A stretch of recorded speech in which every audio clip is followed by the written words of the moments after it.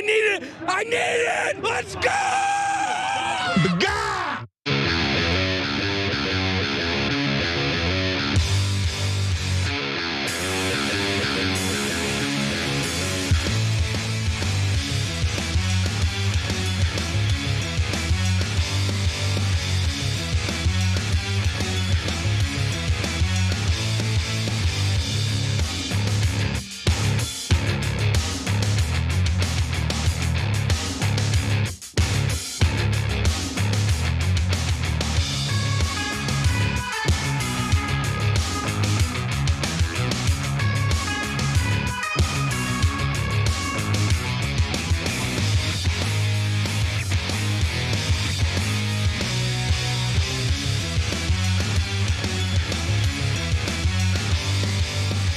Welcome to the Young Turks. JQ or John Idarola with you guys. So lots of crazy stuff going on tonight. After this Young Turks episode is over at 8 o'clock, we're going to do a town hall for everybody who's united against war. So go sign up at unitedagainstwar.com. Then go and if you want to be part of the town hall and ask me a question or hear what we're doing and be part of the Zoom. Then go to tyt.com/hope and sign up for that. But anyways, I'm excited. Last night we had Joe Kent on, talked to him for nearly an hour and a half, and it was a great conversation. And I really hope you guys get a chance to check it out because it was very informative on how our government's infiltrated, how there's an echo chamber that surrounds the people in power, so they literally can't hear anyone else. It's an amazing conversation. And then the other thing I'm excited about, I mentioned it at the very end of the show, and I hope that in case people missed it, Graham Plattner has joined the rebellion. So that's awesome, okay? And so now we're up to 8 candidates at Rebellion, and the rebellion grows. So a lot of good news for him too recently. Yeah, I love it. Can't get enough of it, so it's all wonderful. Now on tonight's show, unfortunately, we have more discussion of ground wars, but also good news, like the independent podcasters, full-blown rebellion, and now like kind of cursing at MAGA, okay? And all the way to Tim Pool saying that MAGA are dorks. What? Wow. Yeah, I mean, okay. He's kind of an expert too, so.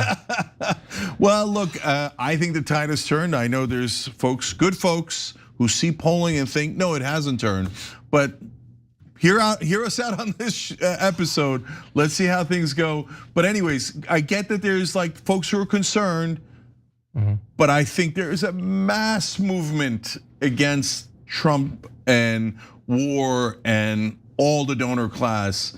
And guys, the independents are not your enemies. And they're showing it today, in my opinion. We'll get to it later in the show by saying, no, we're not MAGA, and we think MAGA are dorks. We're just looking for anyone who isn't going to follow the orders of the donors. And guess what, guys? That's us. That's always been us. For the last quarter of a century, that's been us. And yeah, I told you my 2026 rule of polling, which is independent polls will always look more like Democrats than Republicans this year. And that's what we've seen over and over and over 100%. Again. Yeah, no question. Yeah. All right, let's do it. Let's give them a show. Yeah, we got a lot of war to get into, a lot of polling to get into, lots of stuff. Let's jump into it. The reality is that there is no way to extricate ourselves from this situation right now. There's no way to extricate ourselves from this situation by simply running away. That does not leave Iran in control of the Strait of Hormuz, which means $100 to $150 barrels of oil from here to forever. There is no way out but through. Told you. In the beginning, they go, oh, it's gonna be easy. It's gonna be a cake. Well, we'll be done in a couple of days, good max couple of weeks. And then once you're already stuck in the quagmire, then they're like, there's nothing we can do about it. It's a quagmire. We just gotta go in deeper and deeper and deeper. Yeah. That's the only way out. No way out except through. Okay, if you think that was bad, wait till you get a lot of Sean Hannity's flip-flops.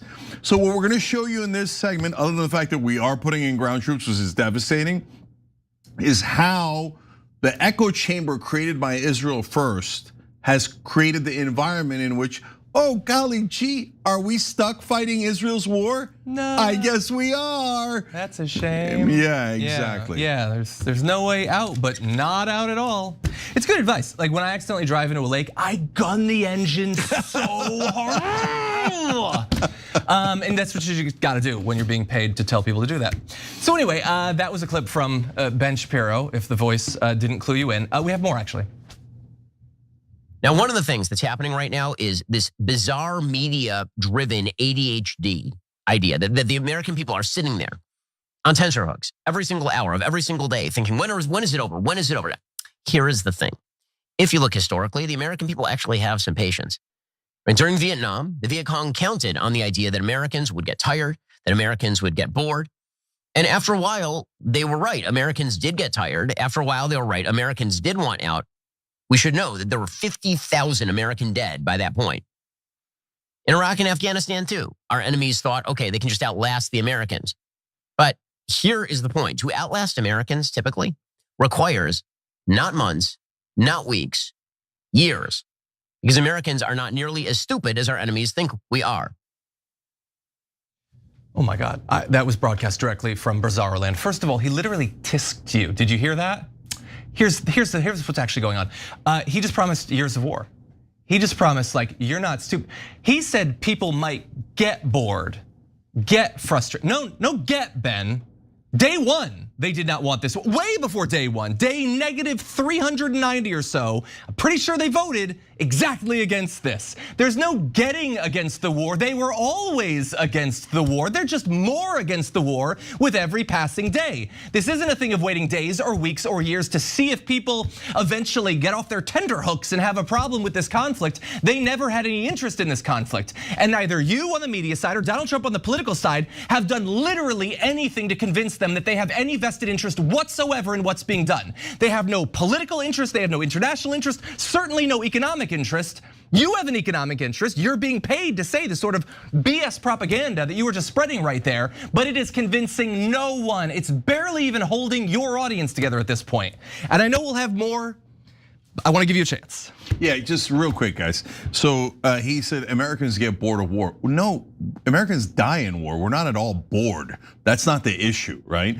Secondly, John's right. So you say that we didn't stay long enough in Vietnam and Afghanistan? And Iraq. We stayed 20 years in Afghanistan. So we went in the span of 1 month from, oh, this will be over in a couple of weeks to, well, obviously we have to stay longer than 20 years. Okay, I mean, they're not even trying to hide that, hey, this is Israel first and only, and you should all shut up and do as you're commanded by the government that Ben Shapiro actually loves, the Israeli government. We have a demonstration of how quickly the references to history have turned. Take a look at this. It turns out that coherent, solid action. We're not talking here gigantic wars. We are talking about operations like this one, targeted action, can provide serious upside and limited downside. And that's what we are talking about right here. That is the counterfactual that we should be looking at right now. Turns out the only counterfactual is not Iraq or Vietnam. It boggles my mind that we are talking about endless war right now. Can I just say that people who are saying that this is an endless war and we are 3 days in, stop being children. If you look at President Trump's record of military interventionism, do you truly believe that this president is going to get sucked into a war involving hundreds of thousands of American troops on the ground? If you do, you are a moron or a liar. That was less than 1 month ago. By the way, in his first term, Donald Trump did not pull us out of any of the forever wars that we were in. They love to say he didn't get us into any new ones. He also didn't end any of them. And then he whined and whined and whined when Joe Biden finally did. And so that 3 weeks ago, this isn't gonna be Iraq and Vietnam. Now he's talking about it like, think about the great example of our experiences in Iraq and Vietnam. And high gain, no cost. No cost. Well, at that point, the average price per gallon of gasoline hadn't yet gone up $1. That is up now $1 per gallon. Basically, every product that you buy is going to be more expensive because of how jacked up diesel fuel is going to be. The price of fertilizer is also massively rising. These are all things that we were worried about because we were children a month ago. Our betters, our superiors weren't worried about that sort of thing. Of course, he's rich. Why would he be worried about it? And now that it's come, shut up about that. Shut up about the costs that you're paying, because I got a whole lot more costs coming. And it's not just him. We're focusing on Ben Shapiro, but it's also Sean Hannity. At the beginning of the war, just a couple of weeks ago, he was saying all these people talking about us getting involved in a big war, boots on the ground. You guys are fools. You don't know what you're talking about. But slowly, over time, very gradually, but inexorably, he moved those goalposts. Take a look. It's not part of the Trump doctrine. There's not going to be boots on the ground. Not going to be an endless war. I mean, there are still idiots out there that actually think Donald Trump is going to put boots on the ground. He's not. Now, they've left open the door, the possibility if there is a remote situation that might need a strategic placement. At some point, I would imagine Americans are going to be on the ground in Iran, helping them extract their oil and get their economy back in place. But I'm pretty certain also that the U.S. will insist that they pay for their own liberation. I can see two scenarios where there might be a necessity for some boots on the ground. And I know that goes against the Trump doctrine and what he has done up to this point, with the exception of Maduro and Venezuela. And number one, if there is a risk that the 460 kilograms of 60% enriched uranium, which can be turned into weapons grade 90% enrichment in just 7 to 10 days, if there is a chance that could fall into the wrong hands, I could see American involvement at a deeper level. Also, the question of Kharg Island, which is the lifeblood of the entire Iranian economy. Yeah, so from just a couple of weeks past, you're an idiot if you think it will happen under any circumstances. What part of no new wars didn't you understand when Trump said it? To maybe a couple little things, and then no, it actually would be awesome if we were to take Kharg Island, literally just steal their territory, just park a couple thousand American troops down in drone and missile range, because we want the oil and all that stuff. Also, we need to, after we obliterated their nuclear program last year, and then we double obliterated it this year, as long as there is any uranium in that country, in 1 week, they can have a bomb, no matter how obliterated they are, multiple layers of obliteration. And so that is how you shift those goalposts. That is how you try to get your audience to sign up for boots on the ground, Kharg Island, maybe the coast. Ben Shapiro said they can't be allowed to control the Strait of Hormuz. It's off their coast, it's theirs. What, are you gonna move Iran? How is that supposed to work? Is he talking about a permanent deployment of US naval assets into the Strait of Hormuz to stop them from ever firing on it again? It's a madness. Or maybe we could take it with our ground troops and then hand it over to Israel as another buffer zone. Yeah. And where it's safe, where the Israelis occupy it and settle it. Anyways, let's hope they don't go there. Okay, so guys, I have a unique perspective on this because I already went to this movie over 20 years ago in the Iraq War. We were on the air, Young Turks' oldest show in online history. And in the old days, the difference was that we would play those same exact clips from Hannity about the Iraq War, and everyone else would gaslight us and go, nope, no, he's right, you're wrong. They didn't say that it was gonna be easy. I'm like, they're on tape saying it's going to be easy. And with Iraq, they said the same exact thing. It'll take a couple of weeks. And one guy said it'll only cost $1.2 billion, the whole operation. Now, this war is costing us $1 billion a day. 1 to 2 billion a day, okay? So it's the same exact script. Oh, fake weapons of mass destruction, etc. And it's the same pro-Israel group that is telling us, including Fox News, Murdoch is a giant Israel first guy. All of his publications, Wall Street Journal, New York Post, Fox News, all like war, Israel, right? And so, and by the way, again, guys, this isn't about religion. Rupert Murdoch's not Jewish. I don't know why he loves war so much and why he's so indebted to Israel, right? But he's been pushing this for over 20 years now. America must go to war for Israel, right? So that's why you're seeing the clips from Hannity. But John made a great point, both about Hannity and Shapiro. So they not only start out with like, oh, it's gonna be easy to, well, you're stupid if you think we're gonna put in ground troops, to you're stupid if you think we're not gonna put in ground troops. How are we gonna win without ground troops, you idiots, right?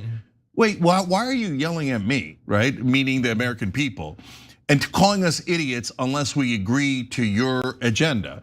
And which one is it? Because both of you, Shapiro and Hannity, just said that if you think we're gonna put in ground troops, you're an idiot and a moron.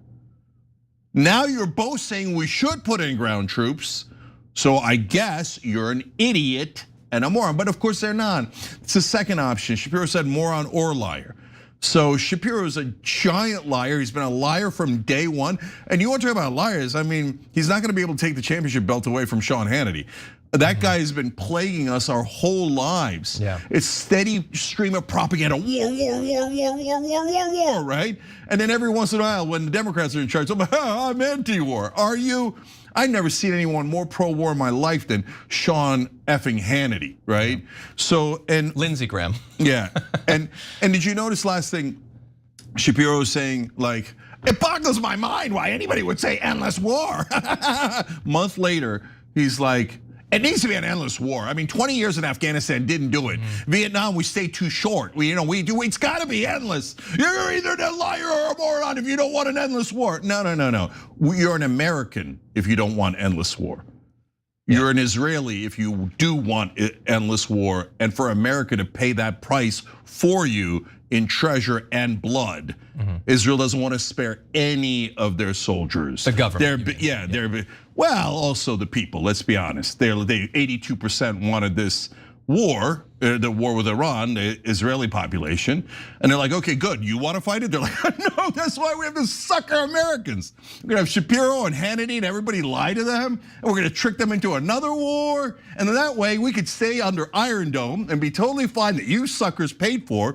And then we're gonna push you into the meat grinder, which is exactly what they're doing. Yeah, let's talk about that meat grinder actually. And by the way, Sean Hannity, he's an older guy. Ben Shapiro's young. I'm pretty sure he's younger than me. They just raised the age of enlistment. If you love this war so much, grab a rifle, stand a post. You can join up. You can go participate in this war that you think is so goddamn noble and so goddamn necessary. You can go participate in this right now. Why is it that you think that you should sit in your air-conditioned studio and tell other people to go overseas and die, and to send their kids overseas and die? Why are you so goddamn ready to tell people that you will never meet that they should die for a thing that you can barely articulate? In any event, a lot of people are already being sent over. In addition to, let's see, we had thousands of Marines. We had the 82nd went over, so we had paratroopers. Now they're talking about potentially sending an additional 10,000 troops to the Middle East. So 5,000 Marines, thousands of paratroopers.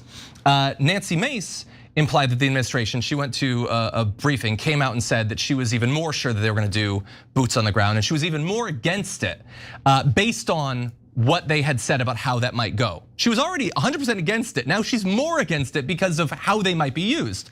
And Mike Johnson wasn't happy about that. Take a look. Congresswoman Nancy Mace came out of a classified briefing and seemed to reveal some of what was reportedly discussed about possible ground operations in Iran.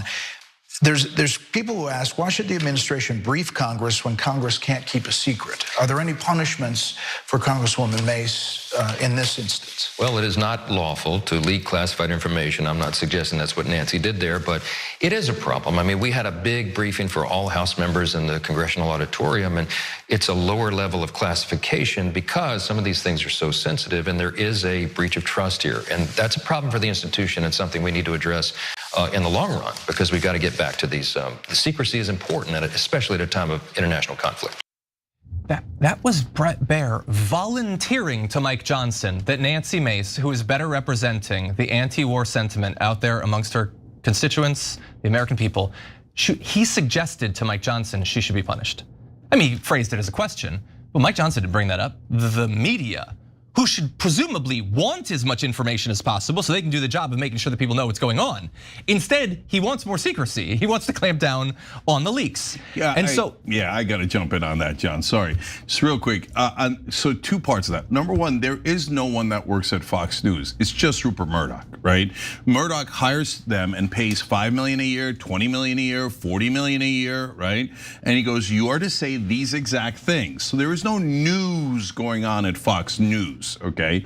And Murdoch always wants war. So if Nancy Mace is going to be against war, Bret Baier is going to come out and go, now shouldn't she be punished for saying something that might prevent the ground troops? Punish her, right? Now, if she had come out and leaked something, which she didn't do, but had done the same exact thing, but said she was in favor of the ground troops, Bret Baier would not have asked that question. He would have been very positive. Well, as you see, Nancy Mace is saying we need ground troops. Don't we need ground troops, Mike Johnson? Don't we need to start this war? Did I do it well, Rupert? Did I do it well? Okay. So that's the game is being played on you. And the good news is now there's online media, so they can't play the game nearly as well. So they're not punishing her because she might have revealed something. They're trying to punish her because without her, by the way, this is really important, they don't have enough votes for the war powers resolution. And as we explained to you on yesterday's show, that's why the traitor Democrats are not pushing the war powers resolution vote, because they would win it right now and it would end the war. They don't want to win. And they don't want to win. And that's why I talk about the Iraq war, guys, because these days are actually, believe it or not, better. A lot of the American people are totally against this war, and there's online media that lets you know about this hypocrisy and that breaks this stuff down. Back then it was the Young Turks and Amy Goodman screaming into the abyss, and CNN would come and back up Sean Hannity, and New York Times would go, oh yeah, weapons of mass destruction, must go to war for Israel. No, wipe that out, white out. Must go to war for America, right? And then no matter how much you showed their hypocrisy, they would say, oh no, radicals that don't want war and think it won't be easy, right? So these are all tried and true tactics, but I don't want you to lose track of the fact that we're busting them up, right? So now there's a whole new paradigm where nobody believes this BS unless you're like a boomer watching Fox News and you're like 98 and you're like, yeah, I think we wanted war, didn't we? Wait, for what? Because Israel's a special ally and they love Jesus or something? Right?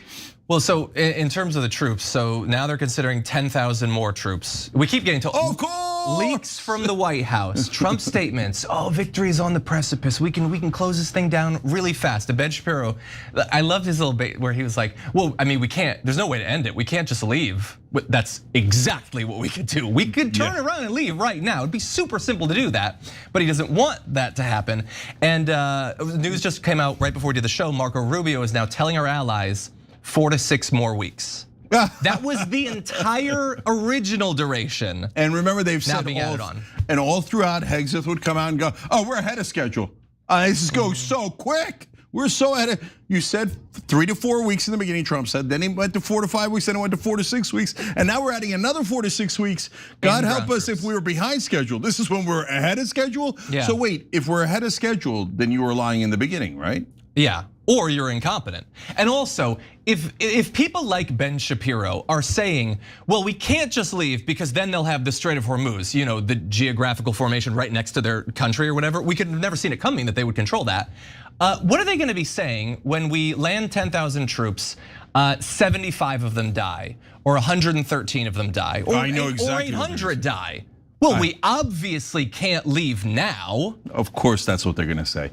So guys, understand how the trap is being laid, right? So number one, when you look at their, you know, as we told you, easy. Oh, well, we gotta stay a little longer, but have patience, right? And then, oh my God, they killed our guys, can you believe it? So look, in terms of what is our goals, they can't even define a single goal that we have in this war. So that's why they keep talking in generalities, because there is somebody who has a goal in this war, and that's Israel. It's regime change. But we said we did not sign up for regime change, so we're totally goalless. Like we say, oh, destroy their navy, we did. Destroy their air force, we did. Destroy their nuclear facilities, we did. Destroy their the leaders in the regime. We killed all 49 of them, and then we added more and more bodies to that death count. So then what else is left to do except await Israel's next instructions. And that is literally what we're doing here. And so the idea that once the guys die, like Ben Shapiro and Sean Hannity are gonna turn around and go, oh wait, we didn't know that we were gonna use ground troops, and we didn't know that they were gonna die. No, we should come home, right? Of course they're not gonna do that. What they're gonna do, and I guarantee it is, the evil Iranians, for no reason at all, killed our troops that happened to land on their territory. And now that they've killed 12 of them, 120 of them, that's it. We got to stay longer than Vietnam and Afghanistan combined, right? This isn't about Israel, not at all. Americans are dead. No, when Americans die, which by the way, they already have 13 dead. You know who you should blame? 100% Israel. They're the ones who drove us into this war, no doubt about it. Not one, Joe Kent said it again last night in the interview. There's no question, we have no objectives in this war. It's just our politicians who are disgustingly corrupt, and it's so much of our mainstream media that is disgustingly corrupt, that is driving us into the war for a different country. We have no interest in it at all. And to John's point, we can't leave, they closed the Strait of Hormuz. Yeah, here's how the deal you make. It's the easiest thing in the world. Hey, Iran, we're gonna leave. You're only gonna have Israel to deal with. Don't attack the Gulf countries that are our allies, don't attack us, and reopen the Strait of Hormuz, and then you and Israel figure it out. Iran would take that deal in a second. Yeah. Okay, we could make that deal and we could leave. The only people that are bothered by that deal are the Israelis. Good, I want them bothered. They already cost us 13 dead Americans. They're planning to cost us hundreds more dead Americans, all on behalf of a foreign government that is fascist. And we'd like to build our, as Netanyahu just said like a week ago, we could become a regional or global superpower after this war. Why is it our responsibility to make a fascist state a global superpower? So this is disgusting, has nothing to do with America, and they're gonna get those poor guys killed, and once they do, here, we'll guarantee it now, and then we'll play you the clip afterwards. They'll say, well, now that the Americans are dead, and way more of them, you have to fight Iran longer. Yep, 100%. Okay, well, let's talk about, we're gonna take a break, but then when we come back, we're gonna talk about the fact that more and more people who might have previously been okay with some of this are starting to peel off. We're gonna track that after this. Frack, frack, frack like a duck. Frack, frack, frack.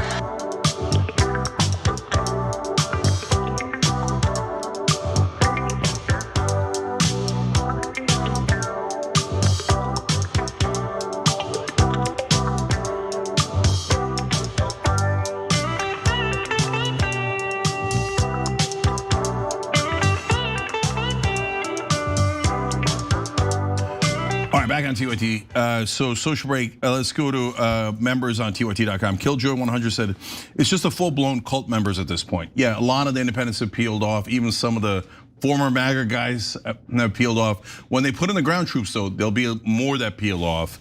And the only people that'll remain are the true cult members, which there are plenty of, right? And so the cat turds of the world are like, Donald Trump was always for war. We said Israel first 100 times. Everybody bow to Israel. That's how you get to America first, okay? And the cult members were like, of course, Israel is America. Of course, we serve loyally. Boomer Dragon Cat says, I see John hasn't lost his rage since TDR. Most worked up I've seen him ever. Okay, yeah, this morning was rough on the show. Yeah, okay, I like it, John. I like it. So people say sometimes, like, "Hey, Cenk, when you do that rant, what's your co-host supposed to do?" I don't know, sit back and enjoy it. I loved it when John did that. Gemma Lee said, "What's confidential is how many alerts Mike Johnson's son phone keeps getting with every illegal explosion." Yeah, that probably is porn for them. So, Melody Loves Music says, hey y'all, love and peace from Texas, thank you. This is YouTube members. Kobe Savona says, Cenk, for my 47th birthday today, can you dial it back on the one-man dialogues and goofy voices? I love you, but you're killing me with that, bro, LOL. So who reads criticism like that? And the answer is no. But happy birthday though, okay? Much love, we'll be right back.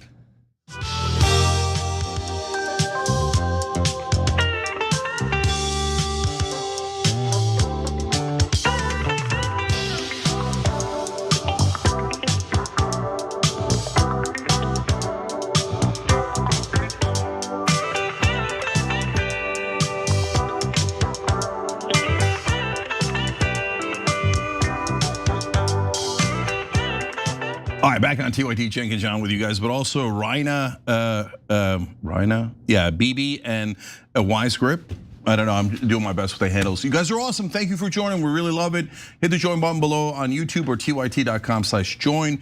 And you could also register through tyt.com/join, so whenever we do town halls or where you're in your neck of the woods, that's free, just registering on tyt.com. We can let you know, okay? All right, so now I'm gonna tell you about someone that is a partner of ours that our audience loves. Now, if you know me, that I'm always out of time. When I need a fresh meal that's delicious and nutritious, my go-to is Cook Unity. Cook Unity is a chef-crafted meal straight to your door. I recently tried jerk chicken rasta pasta in my last order. Why did I pick that one? Because the name sounded fun. And it turned out it was delicious. That sounds fun. So it's high protein, it gave me the energy I needed to finish the day strong, and I like to finish the day strong. These aren't boring, repetitive meals, I've done a lot of them. These are all-star chefs, Food Network alums, and James Beard winners, which I found out is a good thing. Almost like James Beard, I'm just kidding. So that's of course wonderful. Wait till you find out how inexpensive it is. Anyway, you're handpicking seasonal ingredients and balancing bold flavors with nutrition, which I need. There are over 25 diets and cuisines to choose from to satisfy your cravings and wellness goals. Commitment-free subscription starts as low as $11 a meal. That's like half a sandwich in LA, and you get a delicious award-winning meal. So skip deliveries, pause, or cancel anytime. Taste craftsmanship in every bite from the award-winning chefs behind Cook Unity. Go to cookunity.com/TYT or enter code TYT before checkout to get 50% off your first order. That's 50% off your first order by using code TYT or going to cookunity.com/TYT. All right, John, what's next? Okay, let's jump into something fun. Well then, what is MAGA then? Well, if that's like, I don't know, like my position is always like, if you're saying, if not supporting covering up the Epstein files or not supporting a stupid war of choice, a war of aggression on behalf of Israel means I'm not MAGA, then okay, I'm not MAGA. I'm not attached to the phrase "Make America Great Again." I don't care. Then but fine. If that phrase sucks. Here's the thing: like, first of all, America is great. Make America greater, I'm down. But make America great again, and then it becomes a movement of a bunch of dorks, because a lot of them are dorks. So the question of what exactly defines a MAGA Republican is something being debated quite a bit, and more so every day, because there's this interesting civil war brewing on that general side of the aisle. Now, obviously, Donald Trump has weighed in, both saying, I'm MAGA, I determine what MAGA is, and then exiling those he doesn't think get to be in the group anymore, including people like Marjorie Greene, Tucker Carlson, people like that. And now you have the podcasters and the comedians sort of firing back. You there had Joe Rogan and Dave Smith saying that the phrase kind of sucks, and it's, I guess, something that's hugged closely by dorks, I guess, in their words or whatever. But it's certainly an interesting thing as the polling has developed, as we've now moved through, as Dave Smith pointed out, the whole Epstein debacle, the tariffs and all that, now the war. Cenk, what are your 2 cents? Yeah, so there's 2 different issues here, guys. So number one is the fact that these podcasters that have huge audiences are against the war and now against MAGA. That's an enormous turn of events, right? So number 2 is, look, this isn't about who's right or wrong. It's about what's the right thing to do going into the future. So if you thought the right strategy was call every Trump voter or anyone who talked to Trump or anyone racist, fascist, Nazi, we hate them and we'll always hate them and we should hate them forever, you're turning away voters who are independents and actually are naturally aligned with our side. They're anti-war, they actually want to serve American voters. I'm not talking about the cult of MAGA. Even they're gonna tell you there is a cult of MAGA, right? But it's on the outer edge, or maybe a half, or I don't know what the numbers are, but sure, a big number of the Trump voters. But there's also a giant number of Trump voters who are independents like Dave Smith, and apparently Joe Rogan as well, who are like, well, you're not my uncle. I didn't sign up to have you as my daddy for the rest of my life, right? I just care if you agree with me. And Trump and why were we against Trump? because Trump doesn't actually believe any of that stuff. And we couldn't get Rogan to understand that back then. And if you're frustrated with him, I get it, of course, right? But at the same time, now that they're coming in our direction, let's take yes for an answer. Yeah, and I am still one of those who is frustrated, but I hear what you're saying, and how we define these things is something that's being fought not just in the media, but also in Trump circles. So one of Donald Trump's top goons, Stephen Miller, he attempted to sort of redefine at this late date what America First means, saying, America First means America will be the greatest, most unquestioned, unmatched power in the world. And it means we will defend American lives. And yes, we will avenge American blood. You know, the blood that died because we started this war, like we put them out there to die, now they're dead, now we get to avenge them. Isn't that a cool little circular thing that we've got going on? And yeah, America First doesn't mean focusing on Americans, and it doesn't mean focusing on what happens here. It means vague, abstract international power. I feel like I missed those Trump commercials in 2024. Weird that they're defining it that way now. And by the way, if you have fallen off of MAGA or have started to distance yourself from Donald Trump because, for instance, you think that the Epstein files are being covered up because they are, or because you don't support the war because you didn't support the war before, then I don't know, like I think it's very natural to define yourself differently. That said, those who still call themselves MAGA, it really feels like there has been an ongoing purification process where it used to be a mix of people who just really liked Donald Trump, and then there were people who believed a certain set of policies or a vague ideology. And I think a lot of those people have woken up to the fact that that was never actually a serious part of it. It was always going to be whatever Donald Trump said it was on any given day. And there is a certain percentage of the population, 25 to 32% of America, who are ready to follow him anywhere he goes. Directly contradictory positions inside of the span of one sentence. But there were other people who thought he meant something, and they're learning that that is not the case. And I want to turn now to one of the polls about, I think this is Donald Trump so happy that he's got MAGA support. We'll define what that means right now. Is Trump losing MAGA support? The poll was 100%.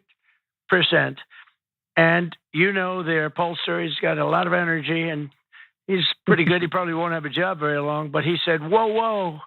It was 100% of the people, the MAGA people, and which is mostly, I think MAGA is almost the whole Republican Party, you want to know the truth. They did a poll at CNN 2 days ago, and I think you probably saw it, maybe you put it on, but it was 100% support. So it's wrong. We have people that are weak or stupid or low IQ people that don't mind having Iran have a nuclear weapon. The MAGA people are smart. Now, that doesn't mean they want us over there for, like Bush, for years, just for years. I always said, don't go into Iraq, but if you do, keep the oil.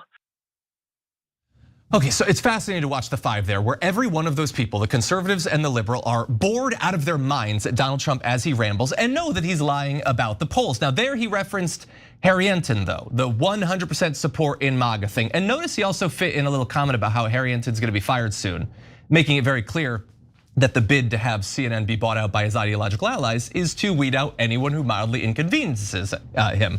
It's feeling very Hungarian up in here all of a sudden. But he is right that they found that poll that said that 100% of MAGA supports him. But even as Harry-Enton has since pointed out, that's just circular definition. That's just the people who still call themselves MAGA are the people who will follow Donald Trump no matter what he believes. It doesn't really mean anything, and certainly not what Donald Trump implies it means. Yeah, so we broke this down in an earlier show, and so it's basically they ask people, do you still support Trump? And they're like, yes, I still call myself MAGA and I support Trump. Then they said, okay, great, well, now we're ready for the poll. Do you support Trump? They're like, I just told you I support Trump, yes. Like, good, 100%. Yeah. Okay, I actually think, I'm a little conspiratorial on this. I think that they framed those questions in a way to be pro-war, right? So they want Trump to think that he's holding his entire base and there is no rebellion. Don't look online, don't listen to Tucker Carlson and Megyn Kelly and all of the most popular right-wing hosts in the country. You 100% support, right? Mm-hmm. But when they, and why do I say that? When they ask the similar questions about the economy, they don't frame it that way. And then you see that he's lost a lot of support even among his base. And then so when they asked in that same poll, okay, if you don't call yourselves MAGA to this day, right? Meaning you aren't disillusioned, like the people who aren't calling themselves MAGA anymore are disillusioned, right? So in that bucket, and the people who never called themselves MAGA, instead of the independents who voted for Trump, you ask them, and they're like, only 61% are in favor. Yeah. So he's lost 4 out of 10 of them, which is a giant number and enough to swing any election. Yeah. Yeah, and we know that overall inside of Fox's polling, which he badmouthed to the 5, and not one of those people, all of whom know that the polls are accurate, defended their own company's polls there. They just sat there and took it, including when he was insulting Jessica Tarlov, Greg Gutfeld, Jesse Waters, just sat there and let this a-hole insult their colleague to their face with lies because they're not men. But anyway, yeah, it doesn't mean we know that the approval for the war early on was bad. It has since gone down. It's gone down even amongst non-MAGA Republicans, and his level of support inside of MAGA is so much less important than what percentage of Republicans consider themselves to be MAGA. That is by far a more important story because that is the story of how he has been losing support among core groups throughout his presidency. I'm sure that you guys talked about the thing about men, including young men that are dropping off from supporting him. Like that is the story of the Trump presidency as he's lost black voters and lost Latino voters and lost men and lost independents. That's the story of the polling, I think. Now, and you probably want to get to some of this, I'm sure, but what do you? Yeah, no, just real quick on that. So guys, Trump barely won the election in 2016 when he held 93% of Republican voters. Like the Chuck Schumer strategy and Hillary Clinton was, we're gonna get Republicans in the suburbs. That's always their strategy, right? And they didn't get them, right? And so Trump got 93%. So when he's at 61% of his own voters that are no longer MAGA, right? Which is a big number of his voters. Okay, now he's in a world of trouble because we're not at. If he slipped to 92%, he would have lost the election. Yeah, that's why I want you to get a sense of the scale of the damage that has been done politically to these guys. Now, another way of looking at being able to tell that is how much Rogan, Tim Pool, and others have turned on him. And I think Tim Pool in that sense is maybe even more indicative. Rogan way bigger, but Tim Pool, I would argue, even though he comically says no all the time, is more right wing, right? He held out longer. Yeah. So let's give you more Rogan.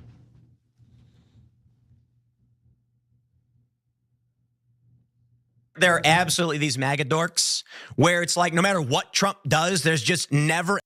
Make America great again, and then it becomes a movement of a bunch of dorks, because a lot of them are dorks. A lot of them, these really weird, uninteresting, unintelligent people that have got something they cling to, and there's a lot of people that are just real, genuine patriots, and they're all lumped into this one group, and you got to accept the dorks too. Like the concept of making America great is a great idea, but as soon as you have a team and you allow anybody to join up, you don't even have tryouts for your team. So you've got a bunch of that are running around spouting out opinions, and you have to go along with them because they're MAGA. And then you've got bots online that are probably from Indonesia or Russia or wherever, and they're pretending they're MAGA and they're saying crazy. So that's a part of MAGA too. You've f***ed up by becoming a part of a group. Whether it's a Republican group, a Democrat group, a MAGA group, a woke group, whatever it is, you f***ed up by being in a group.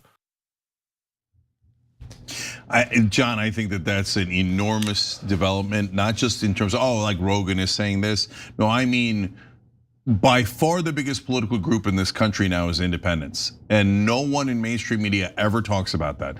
We're still talking about Democrats and Republicans, but the independents not only have passed Democrats and Republicans, they're starting to dwarf them, right? And no one is addressing that group.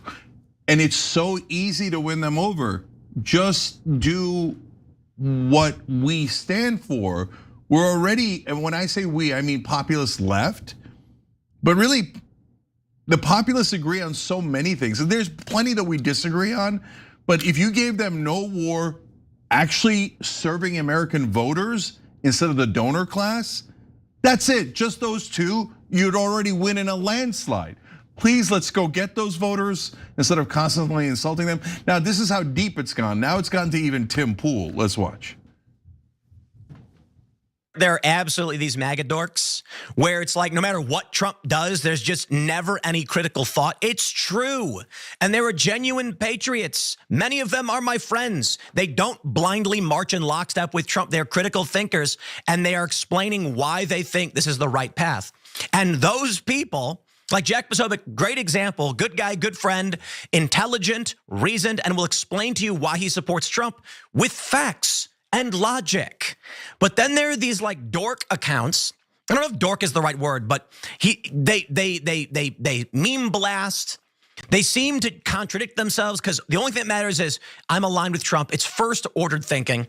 And that is what the left will latch onto to attack conservatives and Trump supporters. Joe's not wrong on this. Yeah, look, guys, again, great development. Things are not binary. I also want to give you a note of caution here. This is the most important thing, please. So he says, oh, Jack Posobiec is great and logical. No, he's not. Okay, so Posobiec is deeply problematic. Okay, he's the guy who did Pizzagate, etc. And we have a million disagreements with him. And I don't necessarily believe that he's genuine. So that, okay. So I don't want you to panic the next time you see a Tim Pool clip or a Joe Rogan clip that you don't agree with and you go, what? I thought they were Democrats now. They never said that. They never said, I thought they were gonna agree with everything about it. No, guys, they're saying the exact opposite. No one agrees 100% on anything. So you, like some on the left thought, no, every Trump voters agrees with Trump 100%. Now you're seeing with your own eyes, definitively, empirically, not the case. Yeah. And that is Rogan talking to millions of his viewers, let alone Poole and Dave Smith and so many others, talking to their viewers going, do not believe Trump 100%. But we also have to do the same. We can't just go and be like, nope, the most extreme left-wing position, 100%, otherwise you're driven from the party. Well, if you do that, then the independents are gonna go, oh, okay, so these guys are also unreasonable. So I don't know, let's go somewhere else. Invite them in. They're super important anti-war allies, okay? So that doesn't mean that you go and go, okay, I'd like Tim Pool to be the next president. Nobody's voting on Tim Pool. Nobody's voting on Joe Rogan, right? Meaning like putting them in charge. It is not binary. Let's go find allies to win on important issues that affect all of us. Does that make sense? Yeah, sorry, if I was smiling while you're saying that, it wasn't about that. I agree with what you're saying. It was the transition from Joe Rogan, like muscular Joe, UFC Joe Rogan, these are dorks with this bro energy. And then Tim Pool being like, yeah, they're dorks. They like their memes, you dorks. And I'm like, dude, you're not Joe Rogan. Like you may agree with him. You haven't put the hours in the gym like Joe Rogan. But anyway, that was just the small thing that caught me. Yeah, or hours at the buffet like me. Both time well spent. I couldn't agree more. All right, we got to take a break. When we come back, more from our failed state. John's got a great story about awards that Donald Trump has won. He's won awards, did you know that? We'll be back.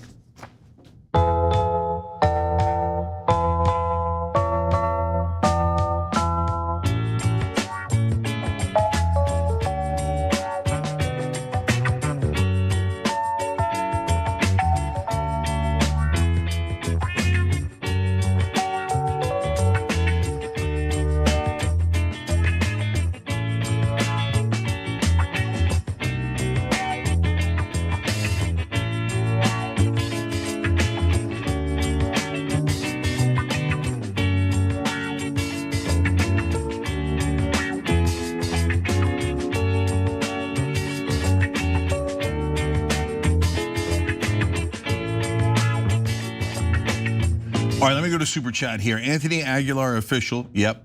Lieutenant Commander Anthony Aguilar, the whistleblower, said independents want to put America first, no more endless wars. He's right about that, and he should know a thing or two about being an independent running as a Green Party candidate. And he also wrote in, funny, I fought in Iraq, Afghanistan, Syria, and I never saw Ben Shapiro or the IDF there. It's a good point, because Anthony, if you died, they think that's an Israeli life saved. That's the sick, sick country that we have to follow the orders of. I can't stand it, as you all know. Kulhulu says, cowards act brave with others' blood. That's about right. Yeah. Schrodinger's Dragon says, hi, John and Cenk. I was born in '63 and turned 63 today. What is this called? Not golden, but what, uranium? No, that's only used in Iran, LOL. There must be a term. Love you guys and keep up the fight and truth-telling. Thank you, and happy birthday, okay? Happy birthday. Yeah, we love you. And now let's go to Twitch. Gal471 says, and that is why we need a new progressive/populist political party and let the Democrats go back to their right-wing roots while the GOP and MAGA eat themselves from the inside.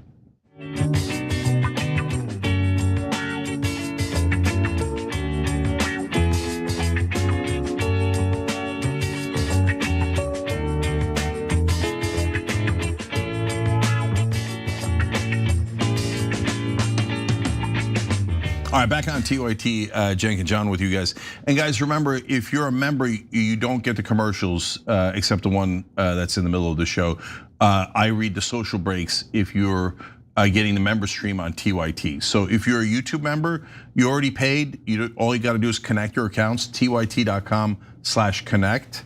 And then that takes about, I don't know, 30 seconds max. And then you can get the member only stream there. Where I'm reading your super chats and your member comments. All right, John. Awesome. Okay, let's jump into what's going on in DC. Thank you, Mr. Speaker.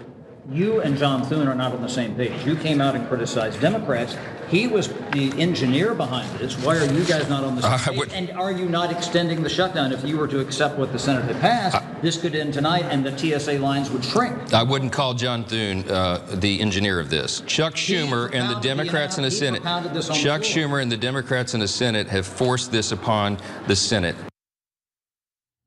So the longest, at least partial government shutdown in history shows no signs of stopping. It really looked like this morning it might be ending soon because regardless of what little Mike Johnson might want to say, Republicans joined with Democrats to finally do a funding bill that would fund DHS, excluding ICE and Border Patrol. So the TSA would be paid. Mike Johnson had the chance to take up the same thing, pass it, get it before Donald Trump, get the TSA paid, and he is deciding not to do that. House Republicans are going to be opposing the measure, which means we're right back where we were at before the deal. Your 2 cents, Cenk? Yeah, so I think the Republicans misunderstand how Congress works. So you need Democratic votes for a bill, then you have to work with the Democrats to find a compromise and a solution. They think, no, they should just do whatever we tell them to do. Not how things work. And John, what's frustrating to me, and we'll talk more about it after you give us the facts, is that the media seems to also not understand. Yeah, that's a good point. Yeah, like what's complicated about you need their votes, so you have to compromise. Exactly, yeah, and they did compromise. We actually saw it right there. And by the way, not unlike if I were to write the list of reforms to ICE, it would not be what they voted on. This is very reasonable. This does not go far. This is not abolishing ICE or anything like that.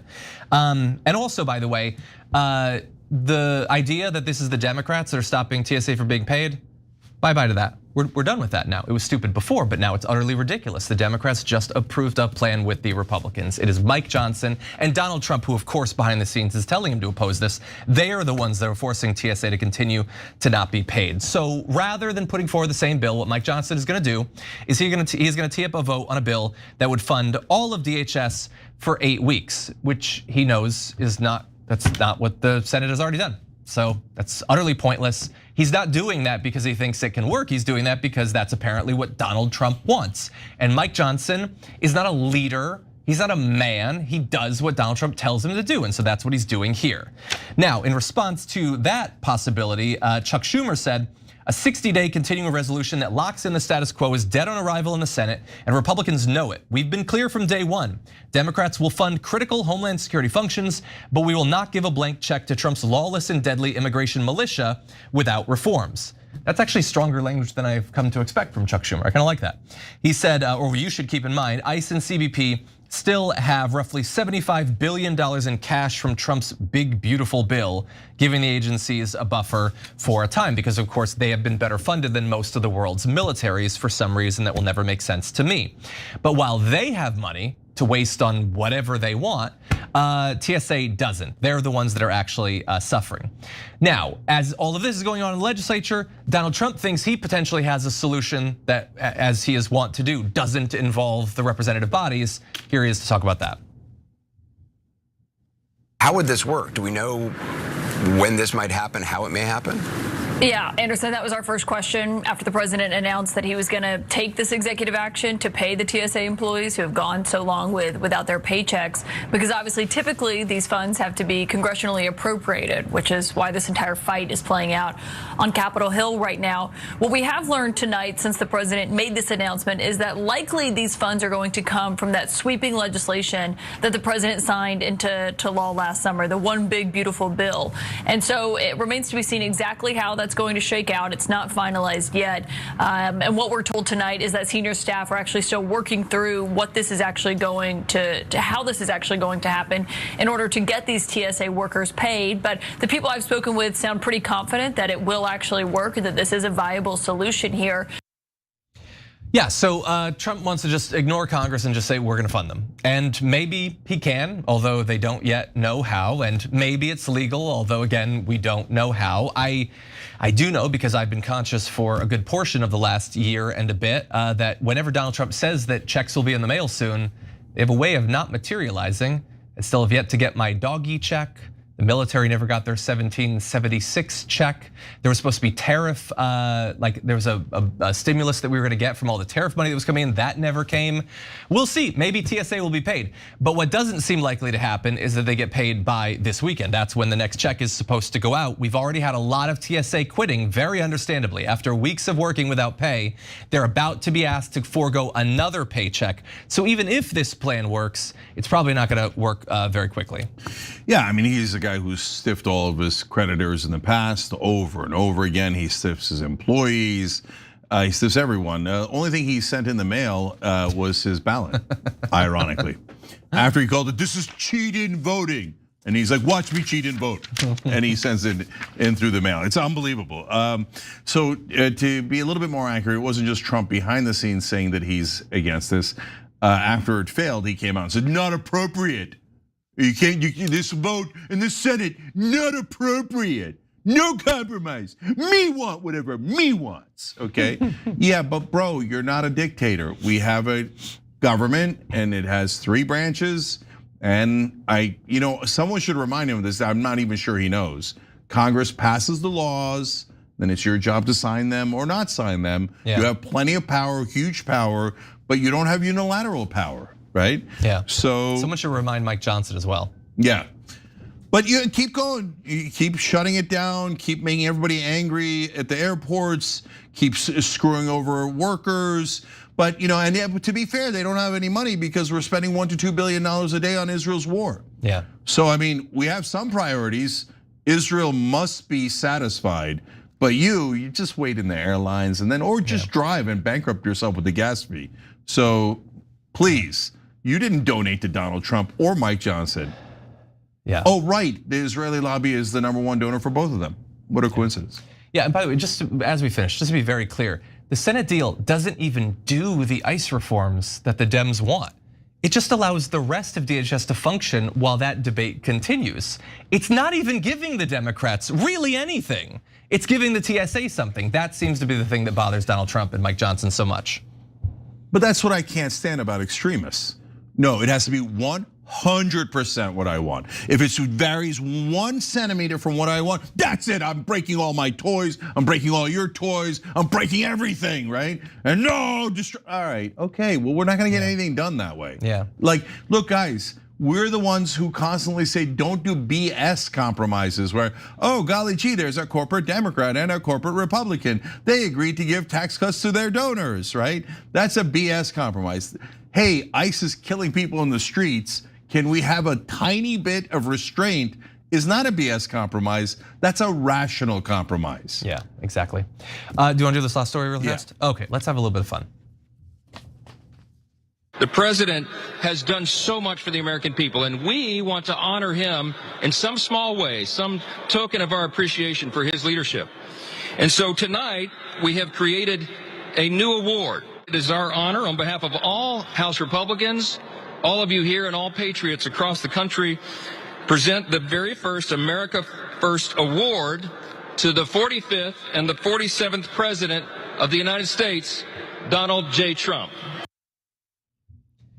Yeah, if you thought that Republicans had maxed out on ass-kissing Donald Trump, Mike Johnson, he stayed up late last night. He figured out a new way that they can do it. They've created yet another gold trophy to give to Donald Trump. Oh boy, has he participated, and he's gonna get recognition for it.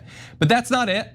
They're also gonna be adding his signature to all US currency, because if he goes 2 seconds without seeing his name or face on something, he will lose it. Cenk, what are your 2 cents? Yeah, so I think they've gone from kissing to eating, to be honest. So does Donnie want an award? This is wonderfully humiliating. They're like, Donnie, hello little child, we got you another award. Hey, look, it's a beautiful glass that says Noble Mobile, like our sponsor. But it's an award, Donald. Okay. See, guys, Mike Johnson's an ass kisser or whatever. Like, that's clear. Everybody gets it. Every grown-up gets it. But what's 10,000 times more pathetic is that it works. That Donald Trump's like, oh yeah, I want an award. Hey, Melania. Oh, never mind. I want an award, Lindsay and Stephen Miller and anyone who will listen to me. It's so embarrassing. It's so embarrassing. Okay, well let's participate in a little bit more of the embarrassment. But we wanted to do one thing before we bring the president out to the stage. Because of his accomplishments, and because of his willingness to work literally around the clock to fix every issue that has faced this country, to change the global partnerships, to make America strong again on the world stage, to solve all the domestic problems that we are facing in this country, the president has done so much for the American people, and we want to honor him in some small way, some token of our appreciation for his leadership. And so tonight we have created a new award. We're going to do something we've never done before. We're going to honor him with a new award that we'll present annually from this point forward. But he is the suitable and fitting recipient of the first ever America First Award. We can think of no better title for what that is. That's this beautiful golden statue here. Yeah, we could think of no better title because we didn't really try, because what's the difference? He'll accept anything we give him. And so they gave him a golden eagle. It's a great, great honor. And if you would like that great, great honor, people found it online.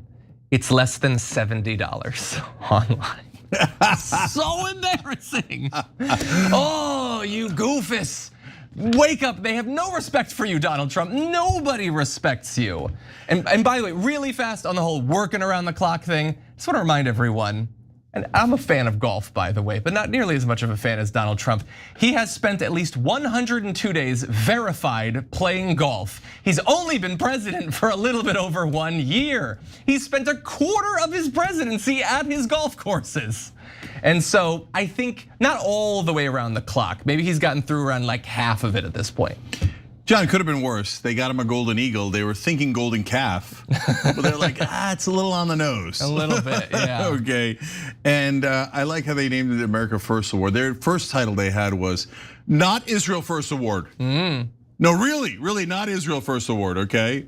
Okay, sure, buddy, sure. Yeah, it's just, it's so embarrassing. And I think we're running out of time. So I'm gonna jump ahead to the other embarrassing thing. Donald Trump has insisted that his name be put on literally everything. Centers and all sorts of stuff. Now it's gonna be on stuff that you might have to carry around with you. Because the Treasury has announced that they are going to be adding his signature to every piece of US currency beginning later this year, because it's America's 250th birthday. Why do you have to do that? Because it's I don't know. They're just saying that as if it's a reason. Scott Bessent says, there is no more powerful way to recognize the historic achievements of our great country and President Donald J. Trump than US dollar bills bearing his name. And it is only appropriate that the historic currency be issued at the semi-quincentennial. And so he is, as you might suspect, the first sitting US president ever to have their name on currency, because notably no other president has asked for it because they're not that utterly pathetic. In the past, it would have had the Treasury Secretary and another person, another person working at the Treasury. Their signatures are on there. They're taking off one of those. The guy whose name is being taken off, he thinks it's awesome. He loves that his name is going to be there so that the little baby boy can have his name instead. This is Brandon Beach, US Treasurer, who says, the president's mark on history as the architect of America's golden age economic revival is undeniable. Printing his signature on the American currency is not only appropriate, but also well deserved. And it is a true golden age. We even have the Eagles to prove it. But I don't know, last year we had almost net no job growth. Inflation is spiking. Gas is way more expensive. He's doing his tariffs, that's eating into our economy. The stock market's down massively from the beginning of the year. It's like 10% lower than it was like 2 months ago.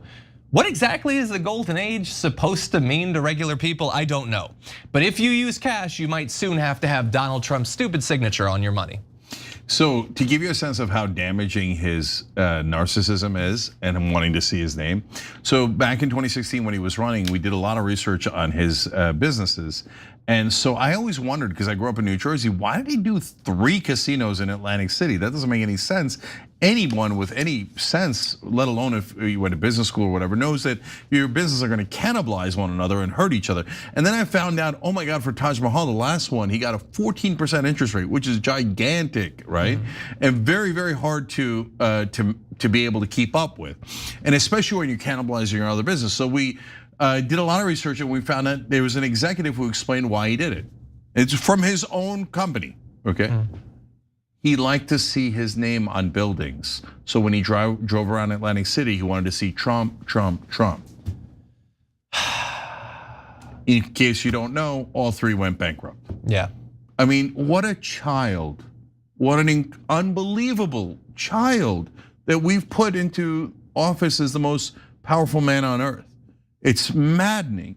And then finally, if all this wasn't enough, it's not just that he wants to win awards. He doesn't want anyone else to win an award. So Bill Maher, who I'm not a big fan of, but he did actually get the award, Mark Twain Prize for American Humor. It's going to be handed out at the Kennedy Center, and Trump's White House is like, no, he didn't. He's not getting an award. And then people are like, yeah, but awkward, he definitely is. Yeah. Like, it's public, it's not in question. So later they're like, okay, fine, he is getting an award. But he only got the award after we said he's not getting one. Okay. And man-child, how much damage is he gonna do in the next 3 years? I don't know, buckle up, brace for impact. Jesus. All right, John, you're awesome. Everybody check out Damage Report, 1 o'clock Eastern, Monday through Friday. He was worked up today, catch it every day in all moods. All right, we got Yaz coming up next. A lot more stories for you guys, including more updates on what's happened in the war. We'll be right back.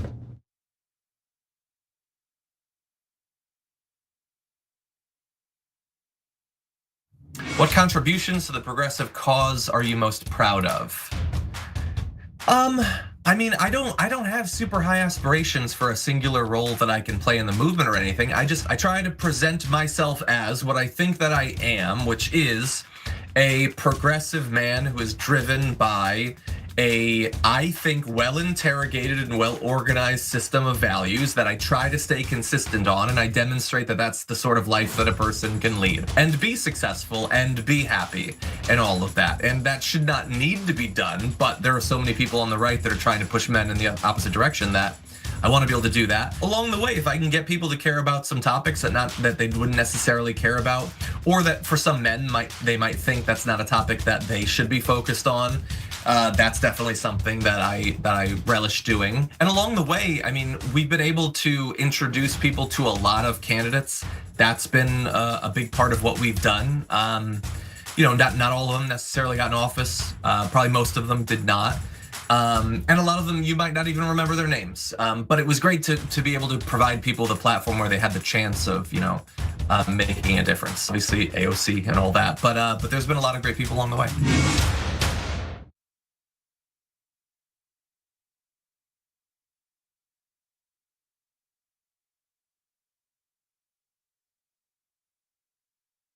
In the bonus episode for the members, we do some inside baseball. We're gonna look at John's desk. Nice little spaceship here. Nerd. But it is kind of look cool. Who has Legos? Oh no. He's taking apart a keyboard. Who has a mouse pad that's this big? He's got a dog with a nose that you can hang something on. You know what this desk screams to me? Nerd.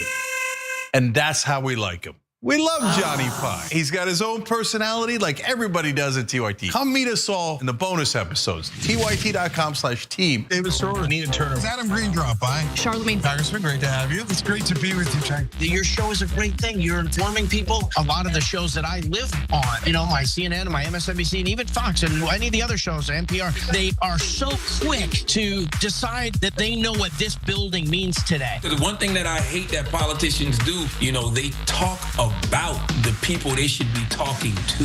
Do they have any idea that they're the establishment and that they're hated? Or do they not realize that at all? People are so deeply in their little universe. I think it's very easy to not really question what you're doing. Voters have a right to ask questions of any nominee, whether they're independent, Republican, or Democrat. The system is duopoly that suppresses competition. How is it the year 2024 and we're still like, maybe they'll talk about paid medical? Like, how is that like at one level, it's like, this is what we're talking about now. You're like, it's 2024. And that's always been the critique, your critique of us is, well, you guys give good speeches, you put out good tweets, but you're not wielding actual power. Now we're starting to. My favorite news platform by far. It's not even close. It's about a country and a principle, and that's what you and I both worked to achieve. And I'm so glad that at least half the battle has now been won. If you want to go really hear what's going on honestly, you should tune into the Young Turks. Thanks for doing such a great job. Please keep it up. Hang tough. Yeah. That makes me so happy. Oh, I like making that. I didn't know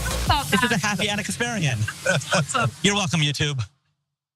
Join the Dragon Squad by becoming a YouTube channel member. Click the join button below or sign up on tyt.com/join to get access to fun emojis, a member-only chat, exclusive shop TYT designs, ad-free watching, and so many other amazing perks. Plus, you get bragging rights for being part of the coolest community on the internet and help us drive real positive change in the world. The Dragon Squad awaits, so join today.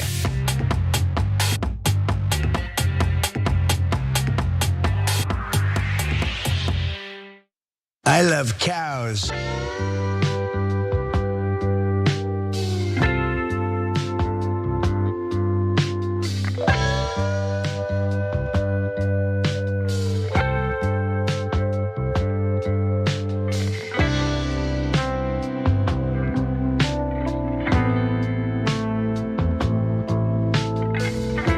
All right, back on TYT, Cenk Uygur, Yasmin Aliyah Khan with you guys. Check out Yaz on Rebel HQ as well.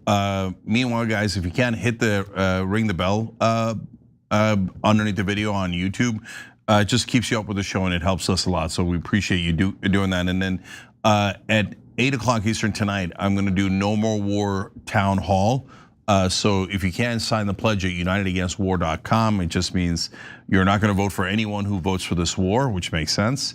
And then come and join us on the Zoom.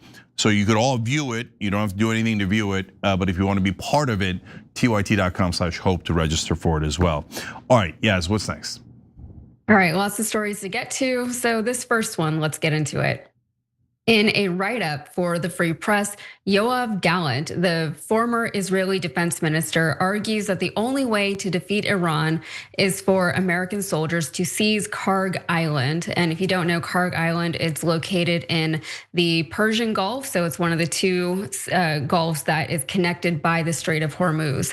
So Yoav Gallant is an Israeli politician and a former military officer who served as the Minister of Defense between 2022 and 2024. He also, by the way, fun fact, has been accused of war crimes and crimes against humanity by the International Criminal Court. Cenk, what are your thoughts on taking any kind of advice from this guy?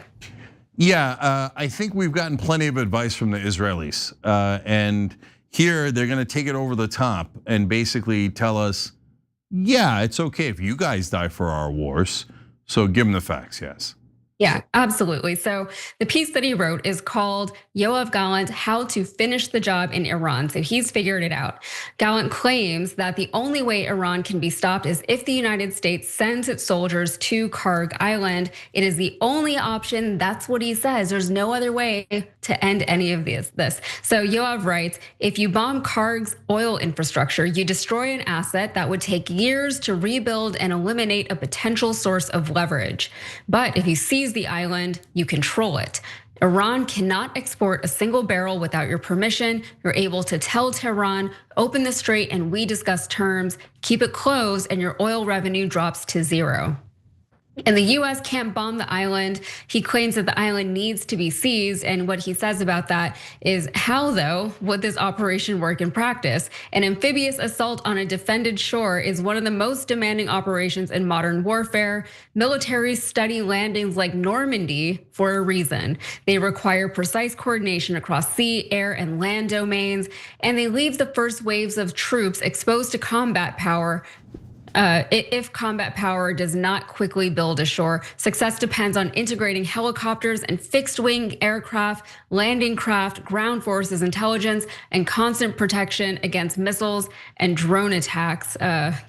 Comparing any of this to Normandy is very bizarre. It seems a little delusional. But Yoav Gallant also, by the way, knows that US soldiers will die and he's not bothered by it. He writes, and yes, there are risks. Any operation to seize Kharg would require thousands of troops, sustained air and naval support, and detailed intelligence, and it would carry a real and expected cost in human life.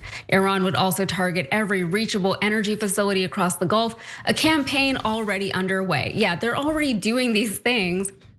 And this is what, this is his big plan to end the war quickly, I guess, not easily, it doesn't sound like. Cenk, what are your thoughts on this before I give mine?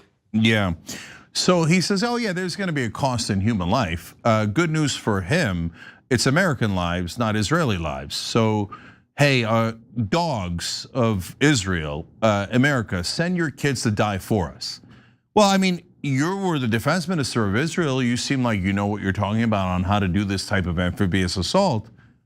I got good news back at you. Why don't you go do it with your ground troops and with your military? We don't even want this war. So why do our kids have to die for Israel?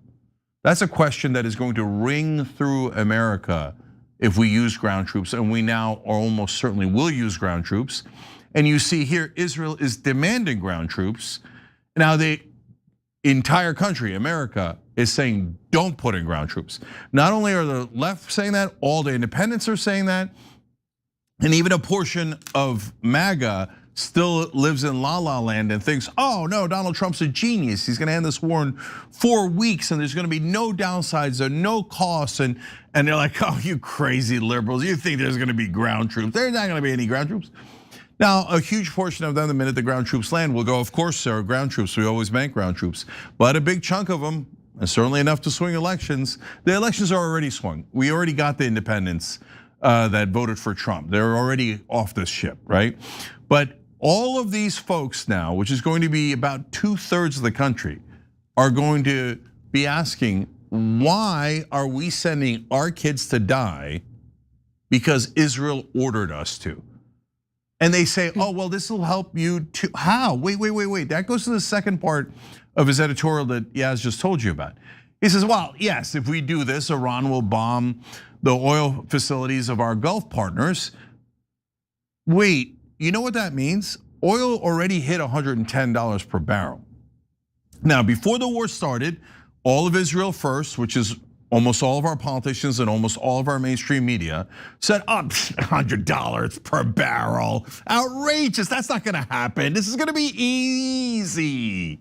Now, all of a sudden, the Israeli defense minister goes, no, not easy. You're gonna need a lot of Americans to die. Shut up and die for us. Not only that, $100, so you're already at 110. And if they do this, it'll hit 150. And at 150, pretty much every economic analyst says global economic meltdown. Not just for America, but for the whole world. But Israel has ordered the world to have a global economic meltdown led by the catastrophe that'll happen in America. Plus, America has to throw in dead American kids that we send into their meat grinder for them. But hey, Yoav Gallant, the mighty former Israeli defense minister, has ordered us. So now, guys, it is before any of this has happened. So I'm going to make a prediction for you, and I've made this prediction before, and you'll see that it comes true.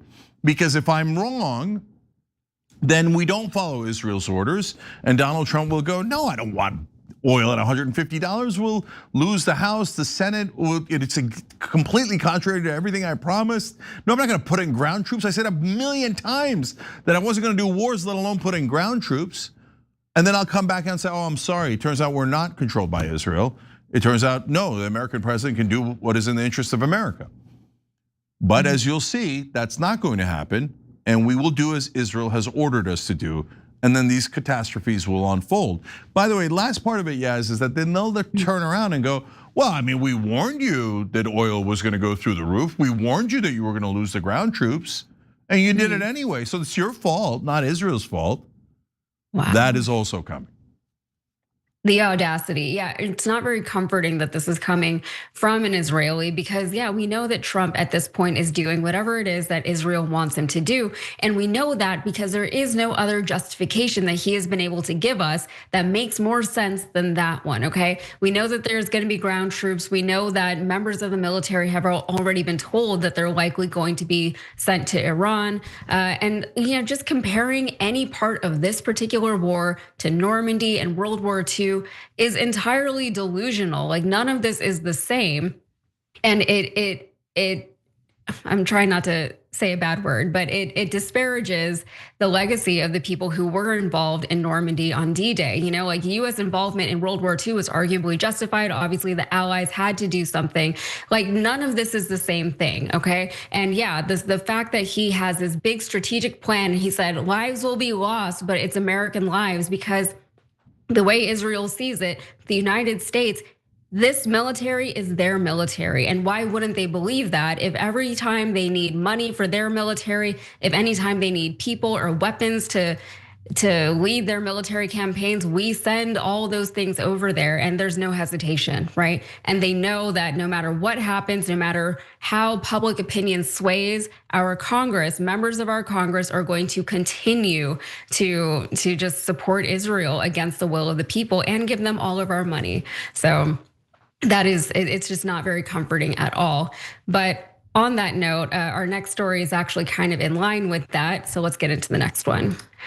The Wall Street Journal is reporting now that according to mediators, and despite what Trump has said, Iran has not requested a 10-day pause on strikes on its energy plans. So, Cenk, we are getting a lot of conflicting information from Donald Trump, and that he'll say something and then Iran will say something entirely different. What are we to do? How do we possibly know what's going on here? No, it's super clear. So you see Trump saying the usual nonsense. And at this point, if you still believe that Trump would never lie, there's nothing I could tell you that's gonna change your mind about anything. I'm not sure you even have a mind to change, right? I mean, if you can't tell that this guy is the biggest pathological liar we've ever seen, I can't help you at all, right? So, but okay, that's point one. Point two is the Iranians are on tape constantly saying, we do not want to negotiate.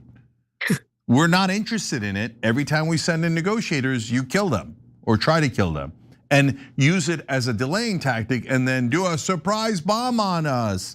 We already know it's not a surprise. We know you're gonna hit us again and again, and these are fake negotiations, so we are not showing up, right? It is not unclear.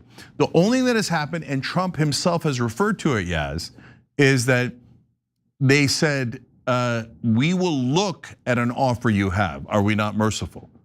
And Trump says, yeah, they're begging us for peace. No, I think you're begging them. And they're like, all right, bro, send it. I guess we'll look at it.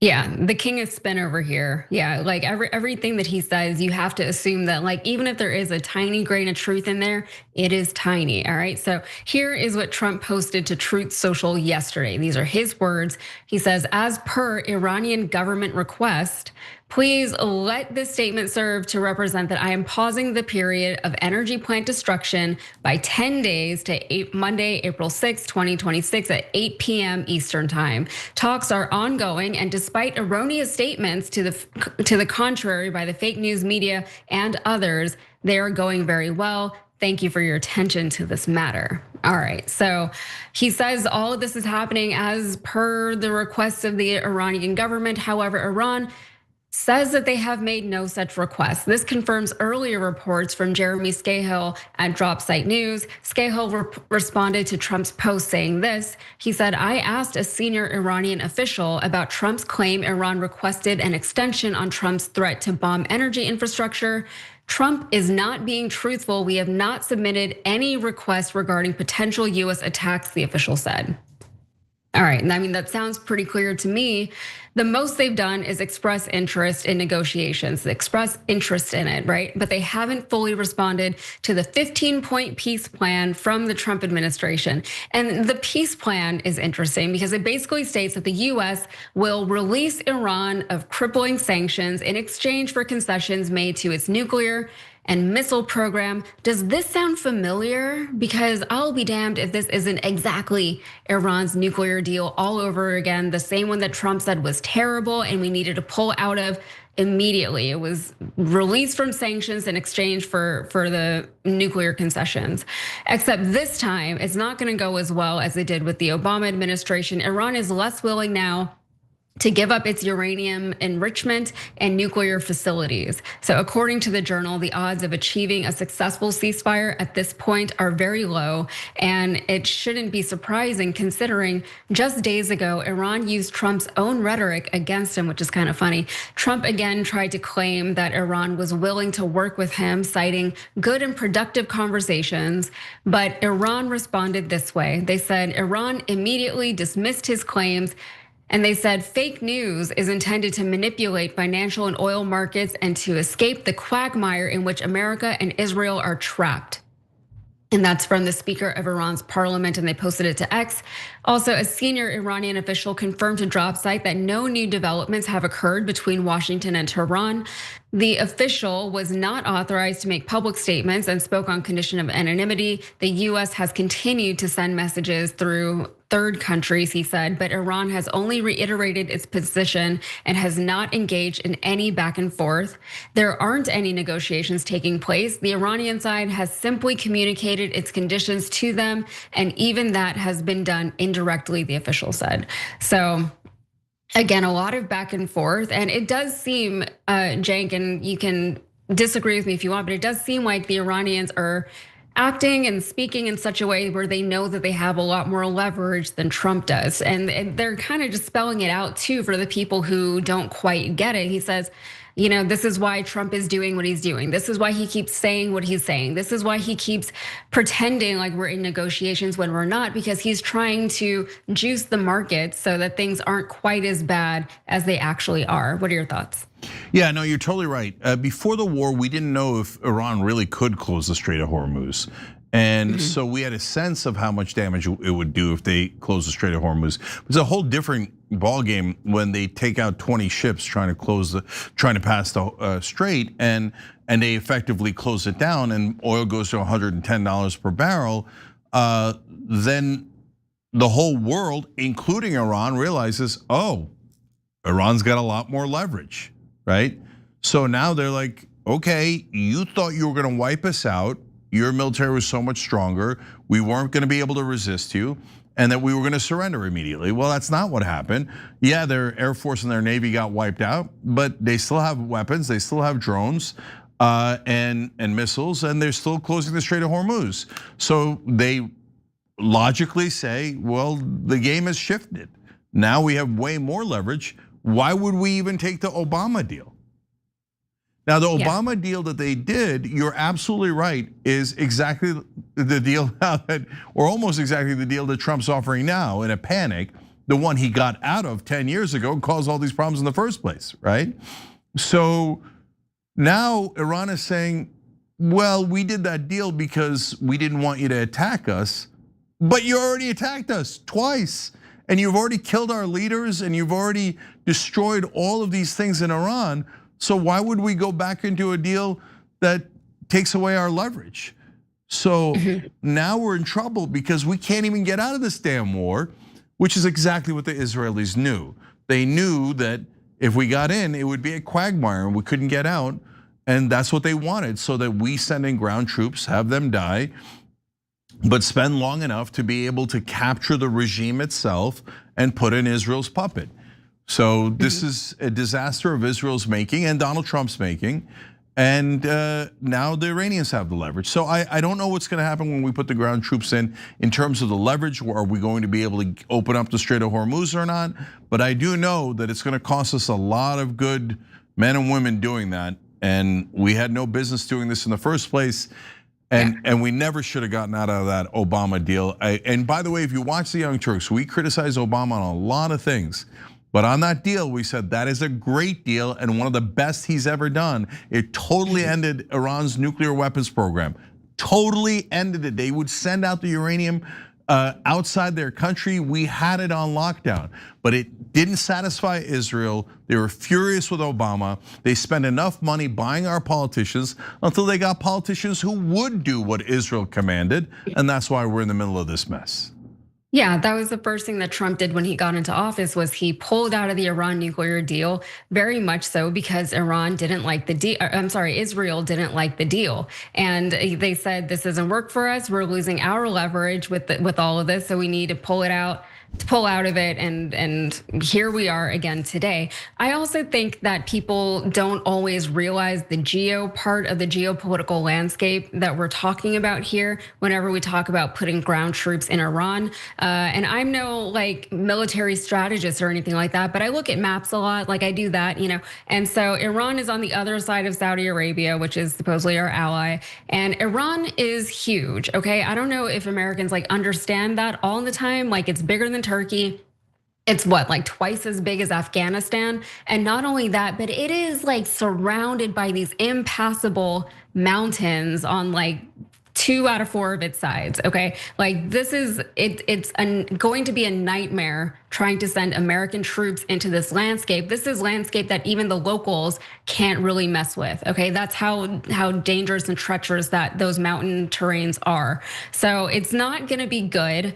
I don't know what plan they have, and it doesn't seem the way that Trump is talking about things that he has a plan, especially since, he does press conferences and he talks about his Sharpie for 5 minutes, like his golden Sharpie or something. Like that's what we're dealing with here. And we're going to send these kids into a war zone, and they're going to be completely ill-equipped to handle the terrain there.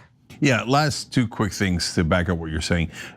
Iran is 4 times the size of Iraq, and we couldn't get Iraq under control. And last piece of leverage for the Iranians is time. So they're like, well, this is our home. We'll defend it for as long as it takes, 100 years, hundreds of years. We're not leaving, this is our home. We're gonna fight forever if you want to, okay? Whereas 6 months, I mean, we can barely stand 1 month of oil around $100.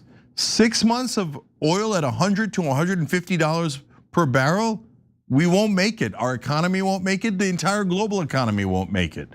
So they have time on their side, they have geography on their side. Hey, but good news, we have Israel on our side who pays for nothing, he doesn't use their troops at all, and says that America should do it on its own, even though it only hurts us. And the only potential beneficiaries are Israel. And why are they beneficiaries? Because they would then neuter everyone in the Middle East and they would all be defenseless as Israel acquired more territory. But Cenk, are they really gonna acquire more territory? They're getting southern Lebanon as we speak. They're entering southern Lebanon to take more territory while we're all distracted dying on their behalf in Iran. This is a disaster. We have to leave immediately. Okay, we gotta take a break here. When we had Rogan earlier in the show saying about how MAGA are effing dorks and unintelligent. Interesting turn of events. Wait till you hear him on Gaza. That's what we got when we come back. Turkey.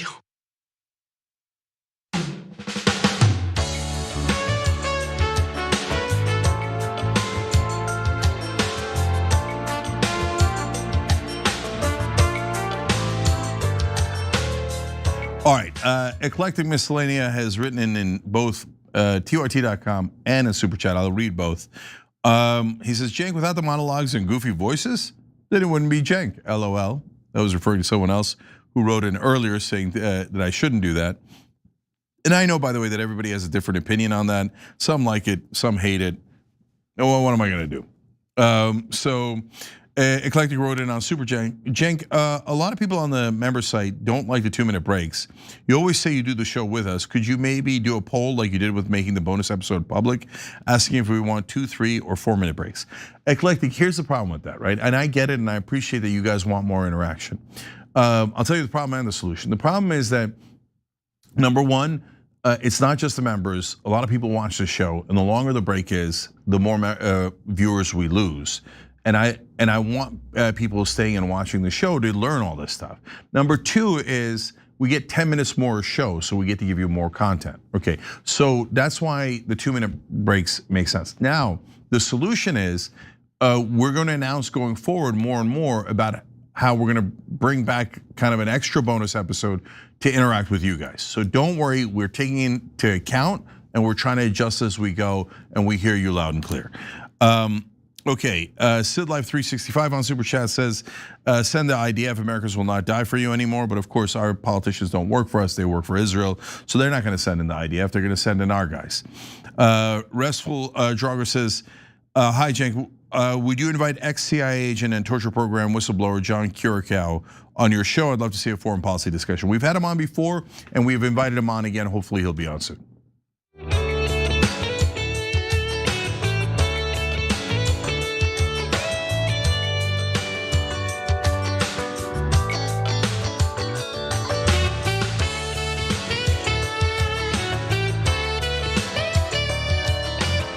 All right, back on TYT, Cenk and Yaz with you guys. Yaz, what's the next story?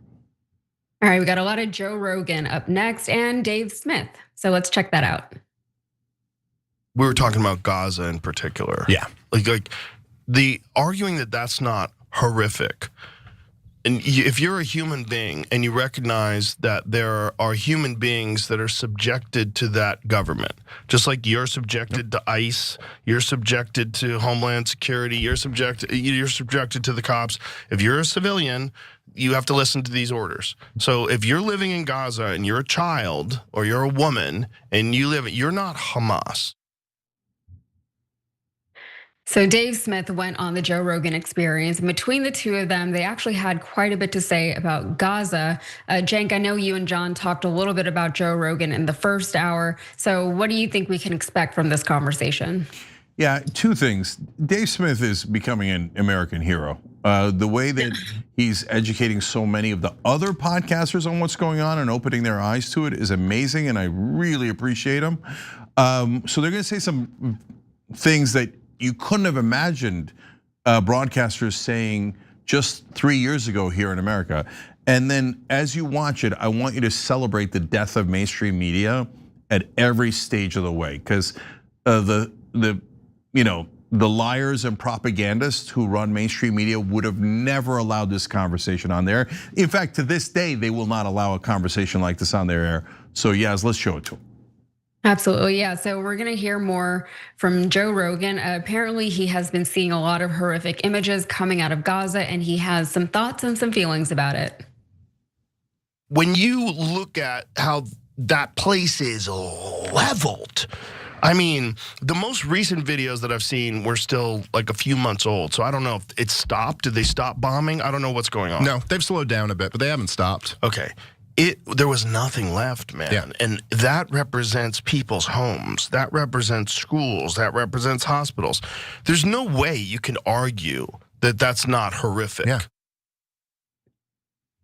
And so Dave Smith responded by drawing a parallel that would probably upset some Americans, including maybe some of Rogan's existing audience. So let's see.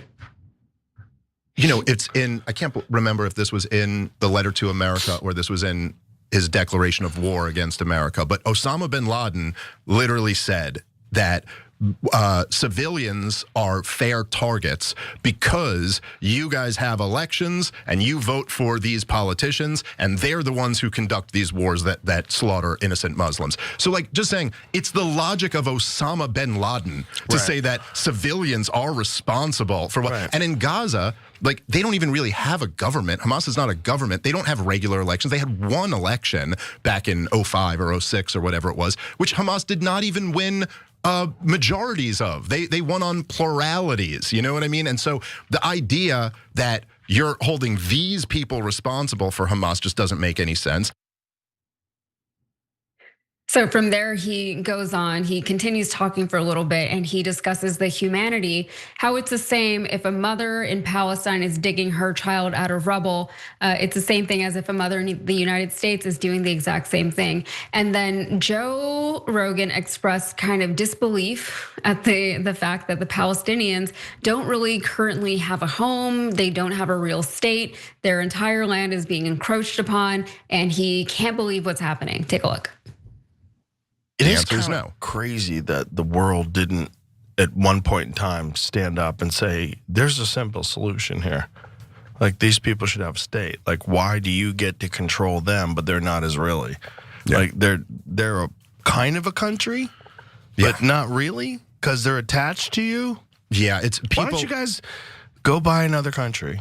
We give it to them and let them have a country. Or they don't like being attached on the same small patch of dirt to people that have a totally different ideology, I guess.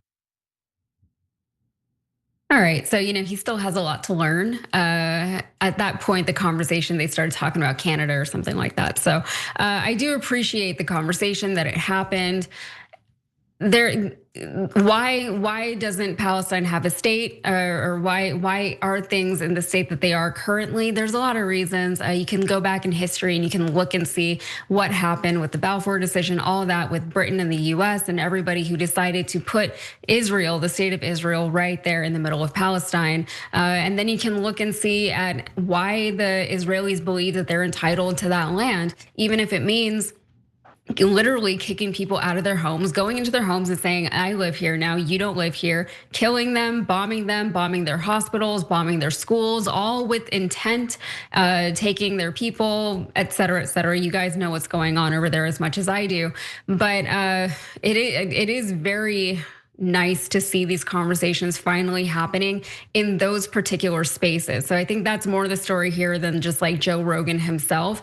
The fact remains though that, however I feel about him or any of us feel about Joe Rogan and the things that he's said and done in the past, if you want to blame him for where we are today, the fact of the matter is that he is still highly influential. So if he's at least talking about these things, at least those conversations are getting to people who watch Joe Rogan and say, don't watch the Young Turks. What are your thoughts, Cenk? Yeah, so look, two things here. First, I'm really proud that, we said something that's obvious, but it needed to be said. And now you're seeing the fruits of it. So we told you, don't blame Jewish people. This has nothing to do with religion. This is a foreign government, and all governments try to gain advantage through other governments, through all the machinations, intelligence, et cetera, right? So, and here's Dave Smith, who is Jewish American, like trying his hardest to save the country and doing a hell of a job doing it, right? I don't know that anybody has had as much of an effect as Dave Smith has had. You could argue Tucker Carlson and I hope some of us on the left helped as well. But I mean, and that's the beauty of America. I was born Muslim, I'm an atheist now. Dave was born Jewish, Tucker was born Christian, Rogan was born Christian, whatever, right? But we're all Americans and we care about this country. I think as this war becomes more and more of a disaster, as the country wakes up to the reality that Israel controls our politicians, people are gonna get angrier and angrier. I think the fact that Dave Smith, Glenn Greenwald, Robert Greenwald, Ben Cohen, Jeff Cohen, and go on for hours, those guys were so pivotal in trying to protect America from Israel is going to make a huge difference in bringing down ethnic hatred and religious hatred in this country.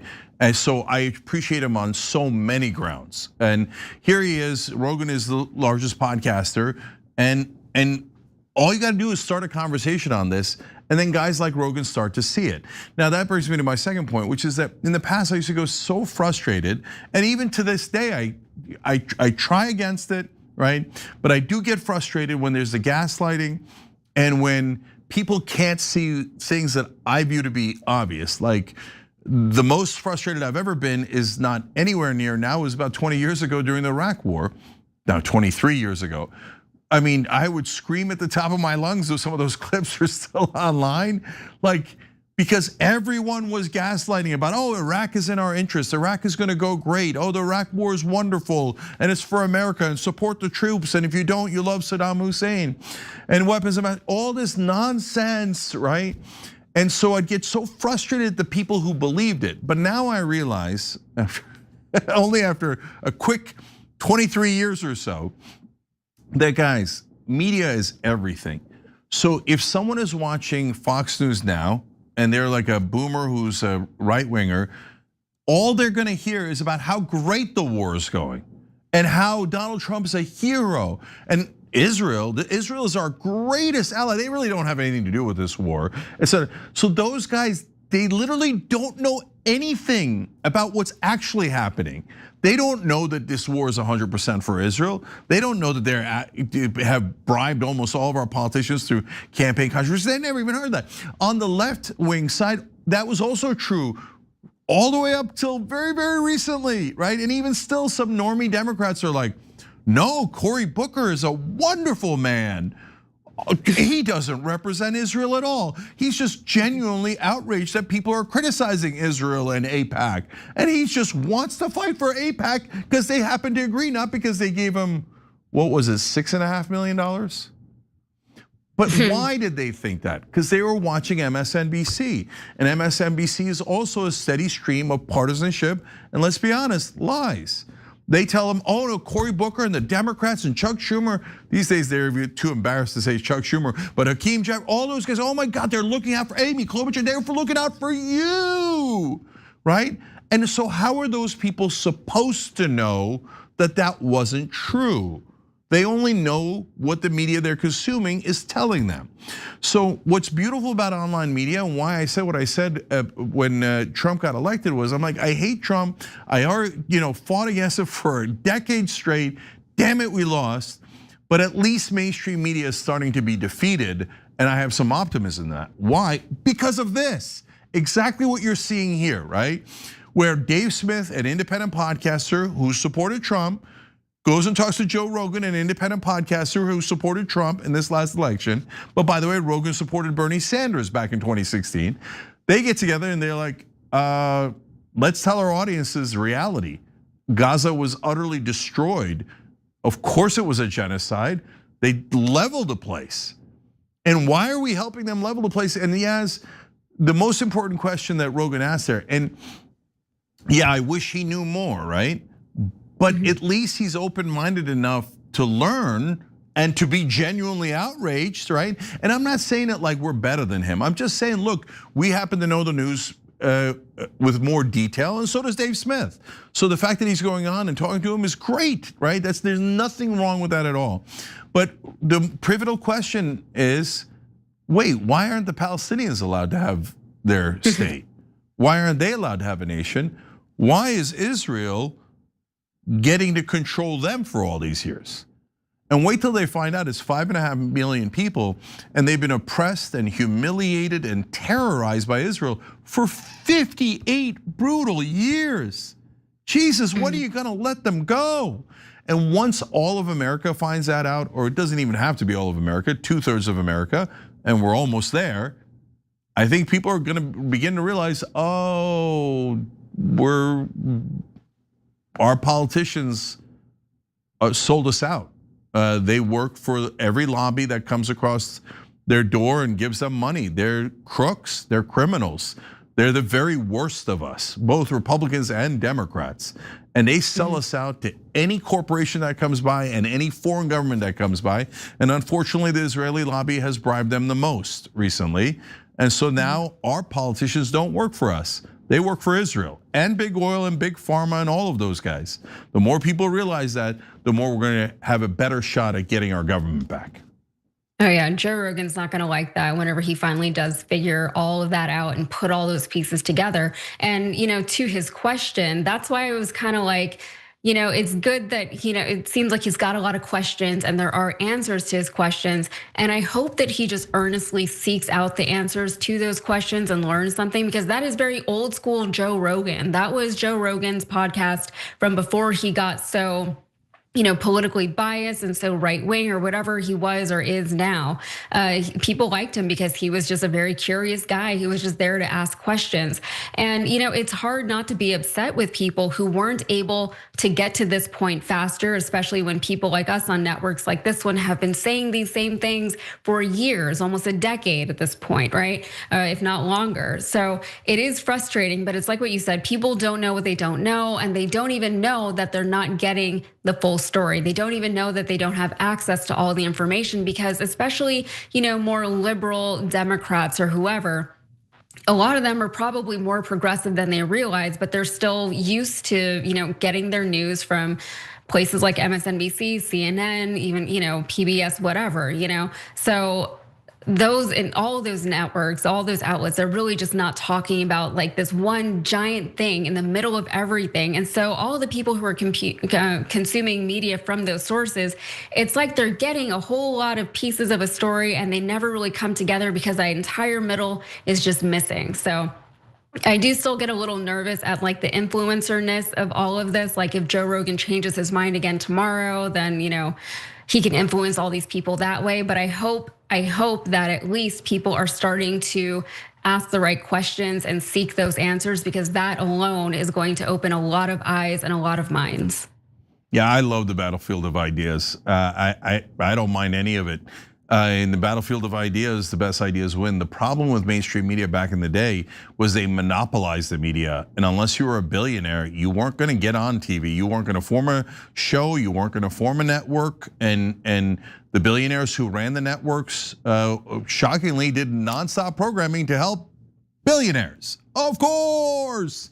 So now that we have independent shows and networks all over the internet, they're in a world of hurt. And so come and meet us in the battlefield of ideas. I'll put it this way, can't wait. All right, yeah, to fight. Yeah, we got to take a break. We'll be right back.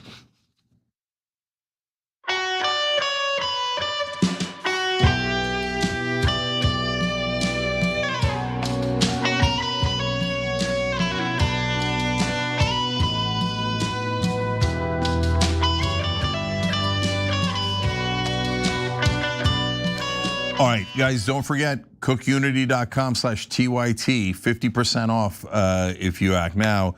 So that's a really, really great deal, and it is really delicious stuff. I've eaten it, some of you guys have eaten it, and you love it. Or you can enter code TYT before checkout, 50% off your first order, cookunity.com/TYT. Okay, on Twitch, Tech Nauseated said the Mango Menace is golfing now while all of this is going on, as usual. Does that mean he can't drop a nuke? I guess he's got that football.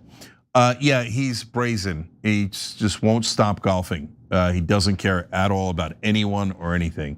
Then that's how narcissists act. Garden Dragon 62 says, my grandnephew joined the army just before this war started.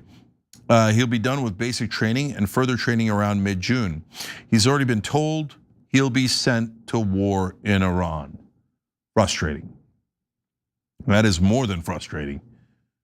Nah, I mean, if I had family in the military and our scumbag politicians ordered them to go die for Israel, I don't know what I'd do.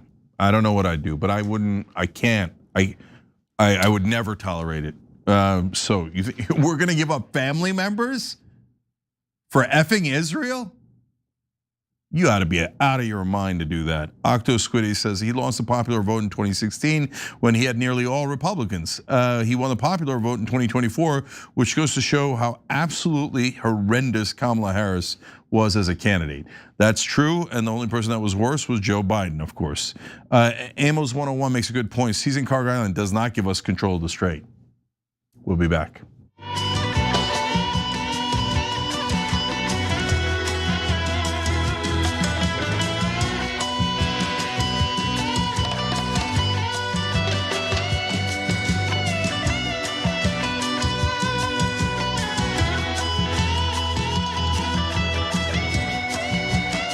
back on TYT. Has got one more story for us. One more story. Cenk, it's spring, it's Texas, it's CPAC. Let's see. Most of them break a law within the first 3 months.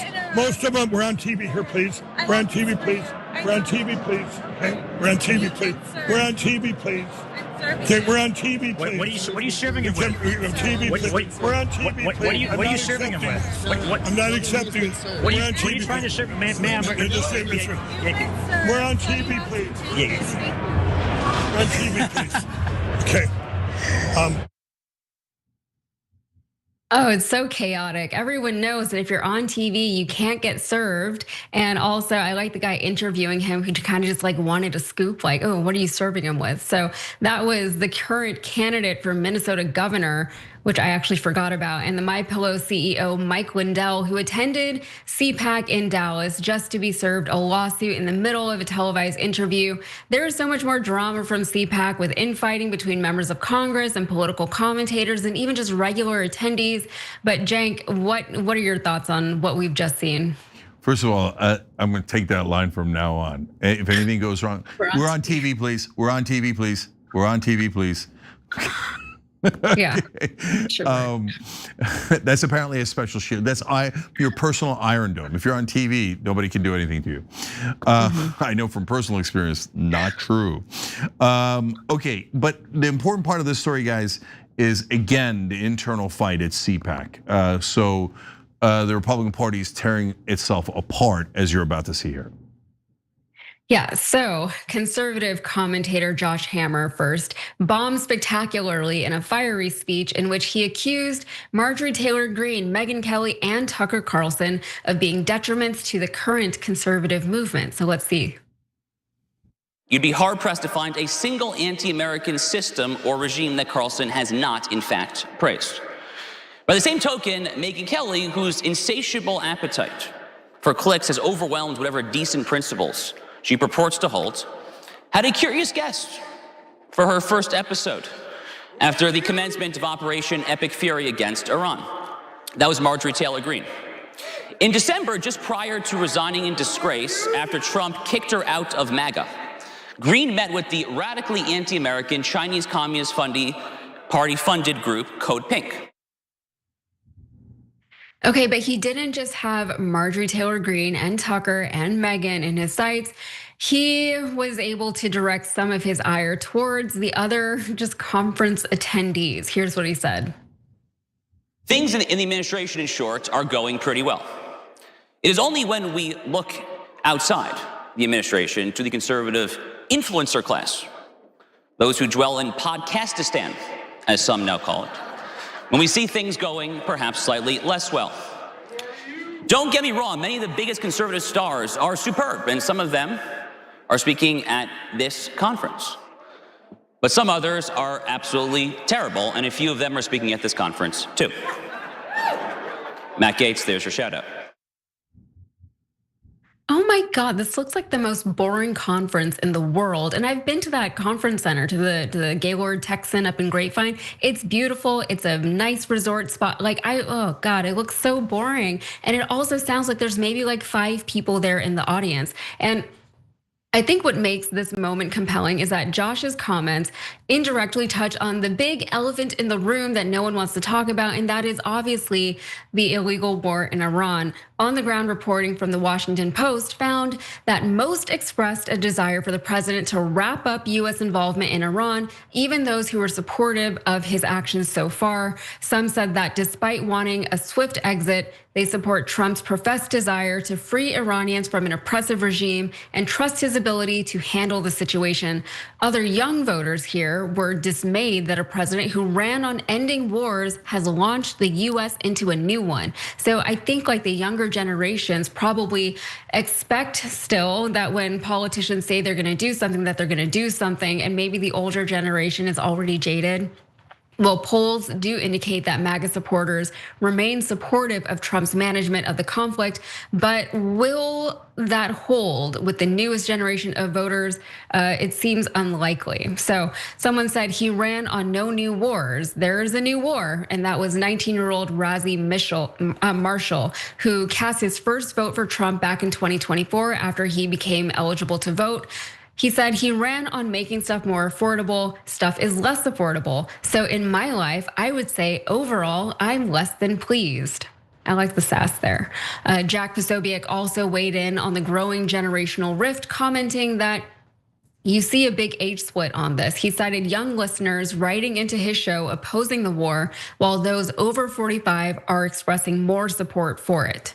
So the split does seem to be rupturing along these generational lines, and I can probably expect to see that gap even widening as we go forward. One of the more interesting developments of the story is that Trump himself actually skipped on attending CPAC for the first time in a decade, and basically he was just like, I'm too busy with my war. I'm golfing today, like that's what he's up to.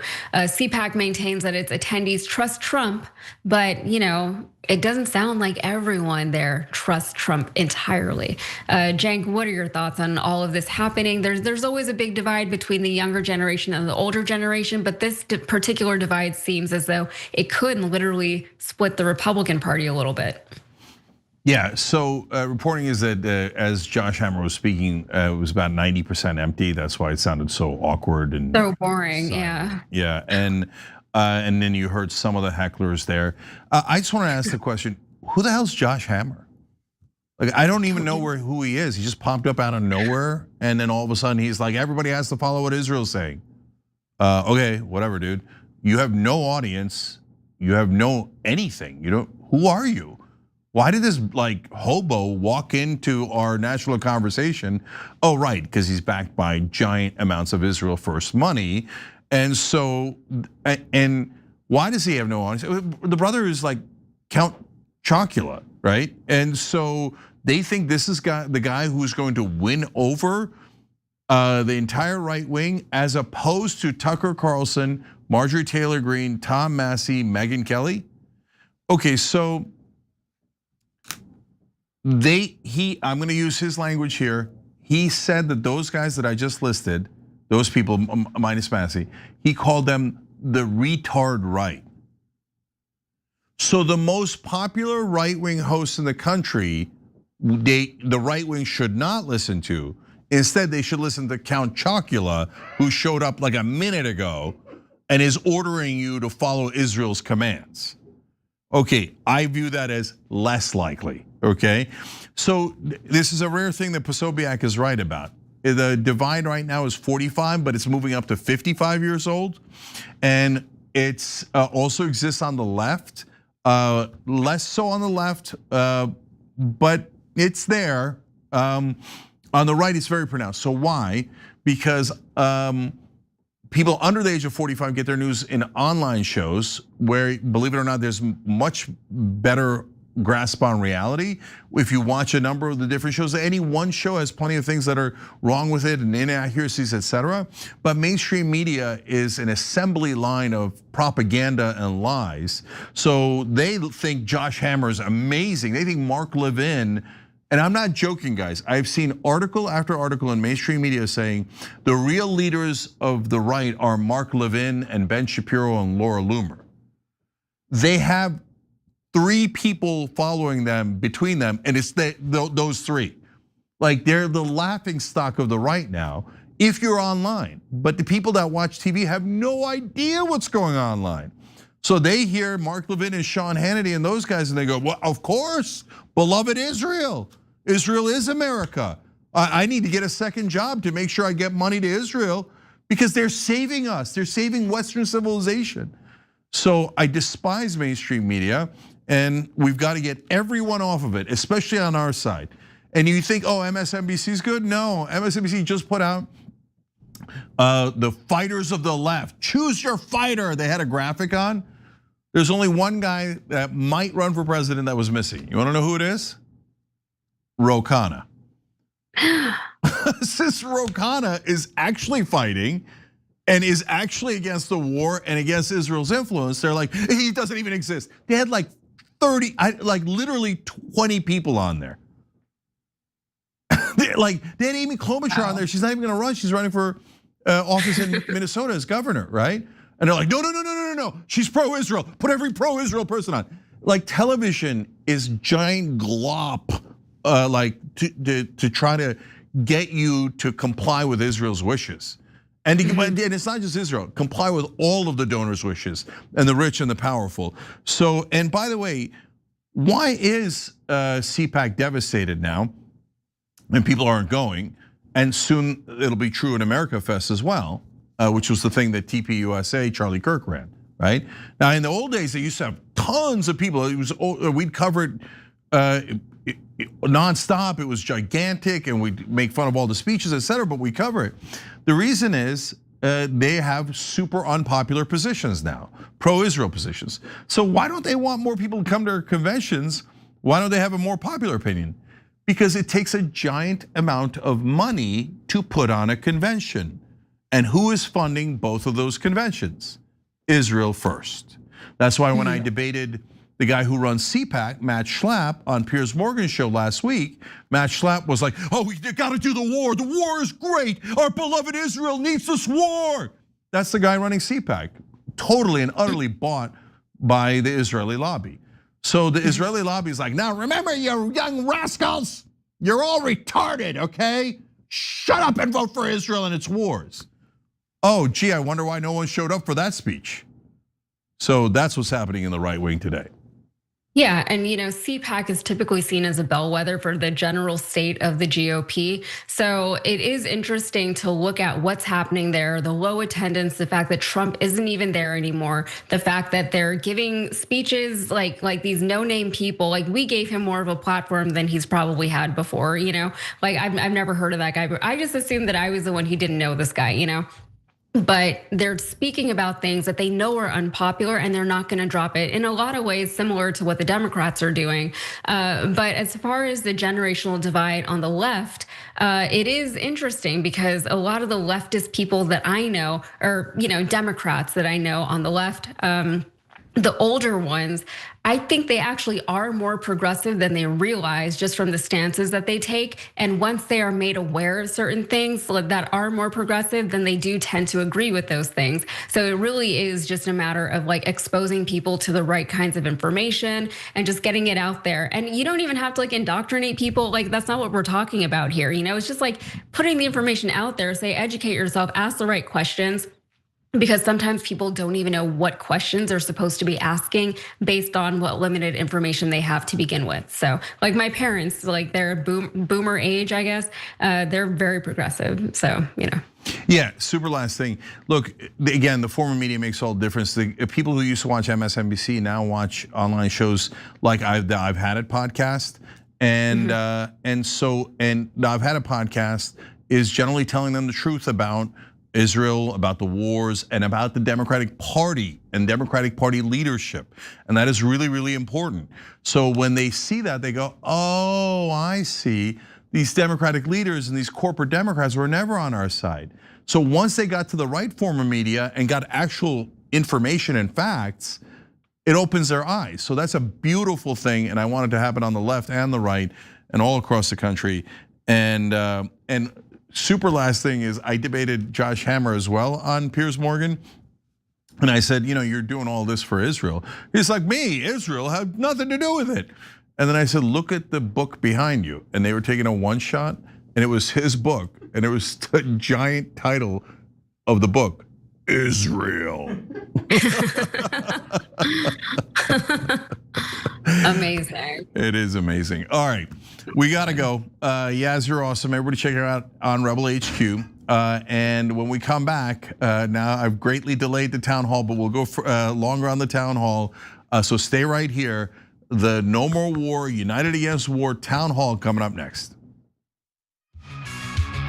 We're on TV here, please. We're on TV, please. We're on TV, please.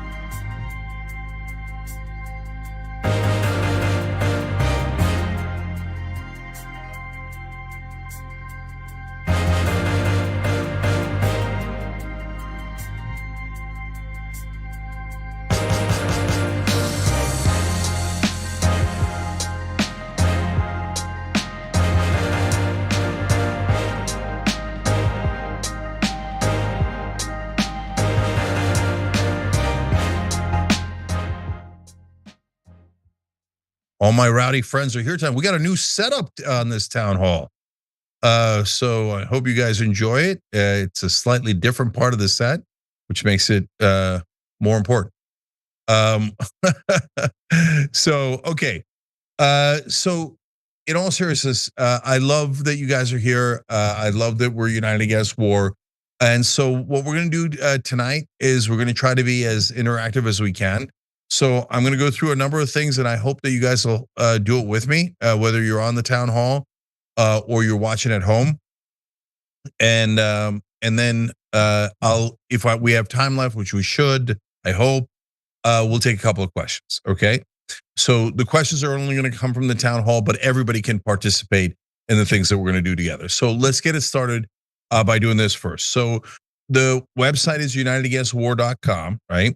So on it, there's a place where you can go and directly email your lawmakers. So I did it earlier today.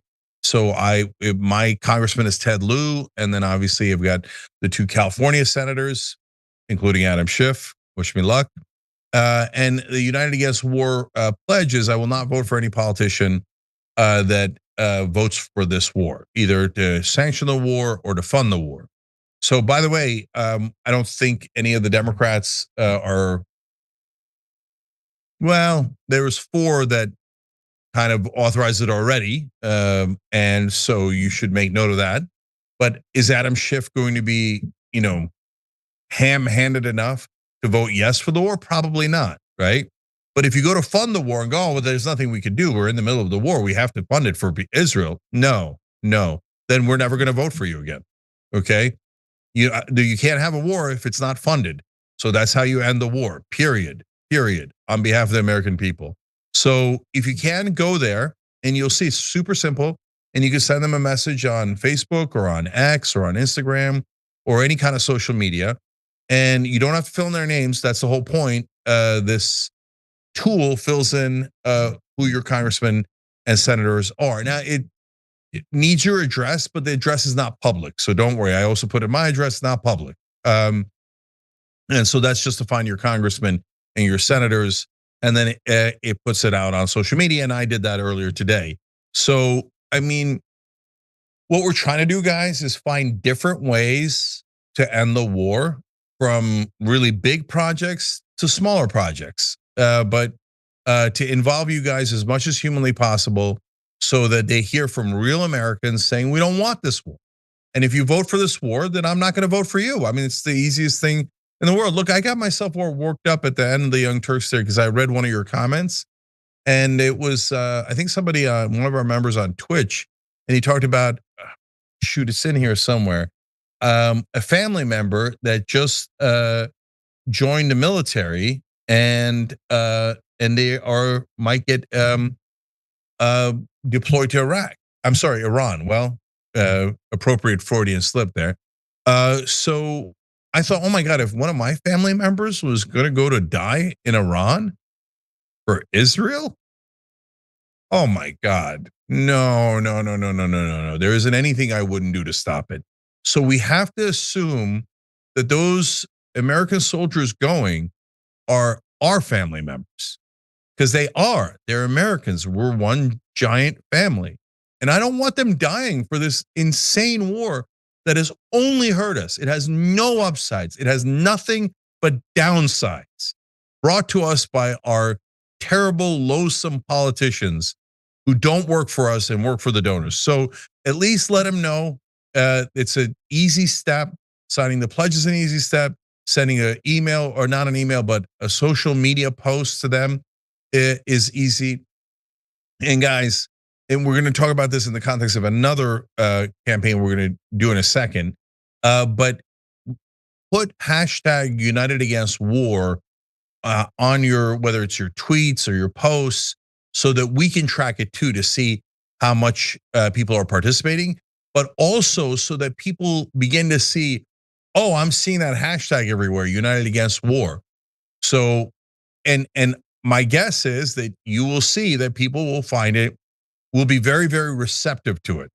The left, the independents, and yes, now a good deal of people on the right. Not all the right, but a good deal of people on the right saying, yeah, I'd love to be united against war.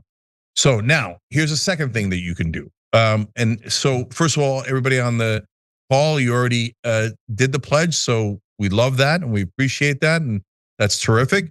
So now let's do a second step. Take out your phone. And so this one I'm gonna have trouble doing because I'm talking to you guys, but I'll do it as well after the show. Text 3 people saying, I'm watching or attending this town hall. Can I send you one link about stopping this war? Or, of course, as with all of these guys, put it in words you're comfortable with, and just text 3 people you know. Can I send you a link against this war? And then if they say yes, send them unitedagainstwar.com.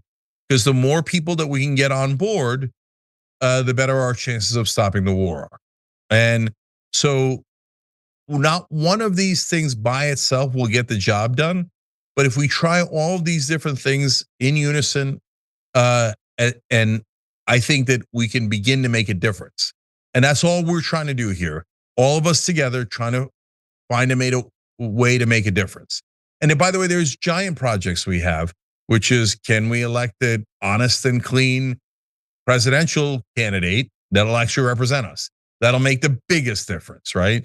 Eventually get money out of politics. That'll make an even bigger difference than electing the right president. But you got to elect the right president to get the microphone to be able to get money out of politics. So those are the big things. But in the meanwhile, the Iran war is going on right now. So we got to try to stop it right now in every way that we can. So I hope you guys texted 3 people. I'm gonna give you our way of phrasing it one more time, and then we'll go to the third step. I'm watching or attending this town hall. Can I send you one link about stopping this war? And then it's unitedagainstwar.com. All right, now the third thing we're gonna ask you to do is to tweet or post wherever you are, whether it's Blue Sky or Threads or X or Facebook, just this simple thing: hell no to more wars, and write in again #UnitedAgainstWar. And here I'll do it too. This is a simple one, and hell no is all caps because we mean it. And so you could also retweet mine. God bless, that's helpful. But what we really want is to make this as united as we can and as widespread as we can. So if you do your own and you put in United Against War, hopefully that will begin to make it more and more viral as we go along. And people might wonder, hey, what's this hashtag United Against War? And start looking into what we're talking about here. And then later I'll go back in and fill in for the people who are, looking at that tweet. Hey, if you want to sign a pledge to end the war, go to unitedagainstwar.com. So now on, here's another great project that we're doing that we hope is a little bit broader as well. We're forming state teams on Operation Hope. So email hope@tyt.com or head to the discussion board on tyt.com/hope. And we still need some team captains in some of the states. Some of the states already have team captains and some of the states need them. So if you can be a team captain, that would be amazing. So either hope@tyt.com or tyt.com/hope. Either way, we'll get it. And then we'd love to, talk to you about if you can be a state captain in your state. And then if you want updates on this campaign, and I'm going to talk about what some of those updates might be in a second. Make sure you're registered on tyt.com. That doesn't require any money. Okay, once you just register, you put in your name and your email. Then at that point, we can email you with these updates about, hey, here's the progress that we made. So, for example, recently, and this brings us to point number 6. We had Roots Action and Peace Action, 2 different progressive groups, join this in saying yes. we want to be part of this. And what we're going to do is we're going to exchange links, meaning they're going to put unitedagainstwar.com on their websites and try to get the word out as best as they can. We're going to put links to their websites on ours. And what we want is, I'm sure that you guys know a lot of the organizations that are against the war. So can you email us and let us know about those anti-war organizations? And remember, guys, this is united against war. So left, right, or middle doesn't matter. The only thing that matters is if you're against this war. So we'd love to do an alliance on this issue.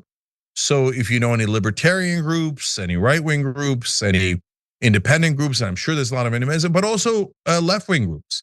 It should be the most of those. We hope that they'll participate in this.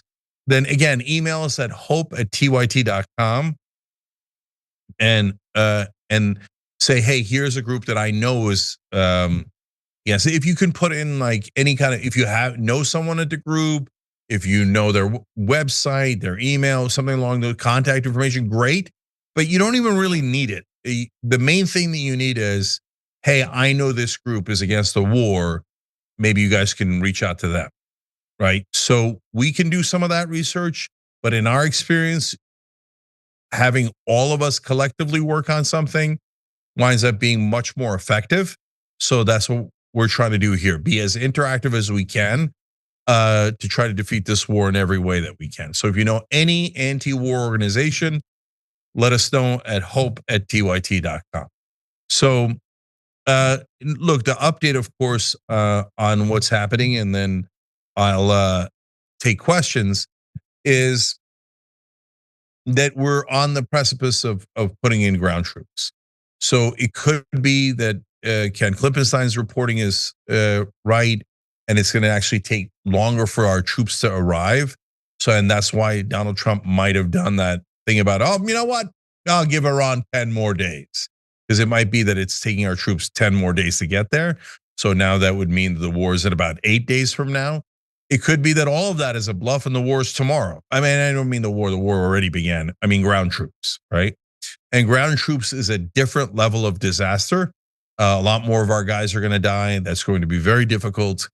And it's gonna, and then of course, the echo chamber that Joe Kent talked about on the show last night is gonna kick in. All the people that are Israel first, which is almost all of mainstream media, and almost all of our politicians will then come out in unison and go, oh, well, American soldiers killed, that's it. We got to go more into the war. Iran is the devil. Iran is your enemy. You should try to kill as many Iranians as possible. This war needs to be bigger. Since we lost ground troops, we have to send in more ground troops. We'll lose more of those.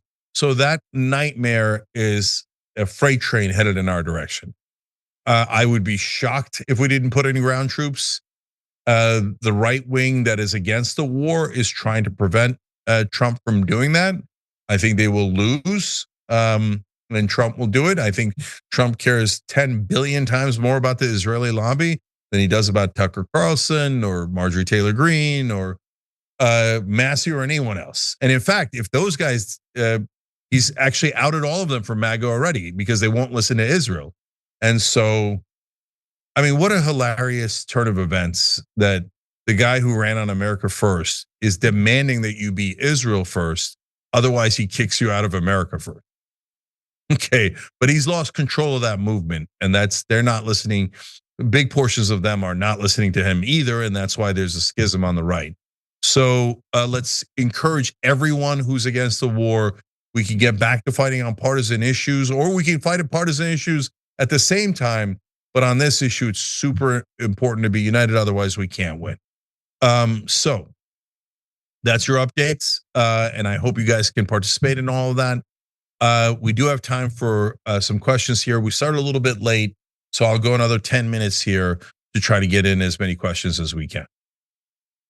All right, Kara, as we're going to the questions, did I miss anything or did we get everything we need to let everybody know about?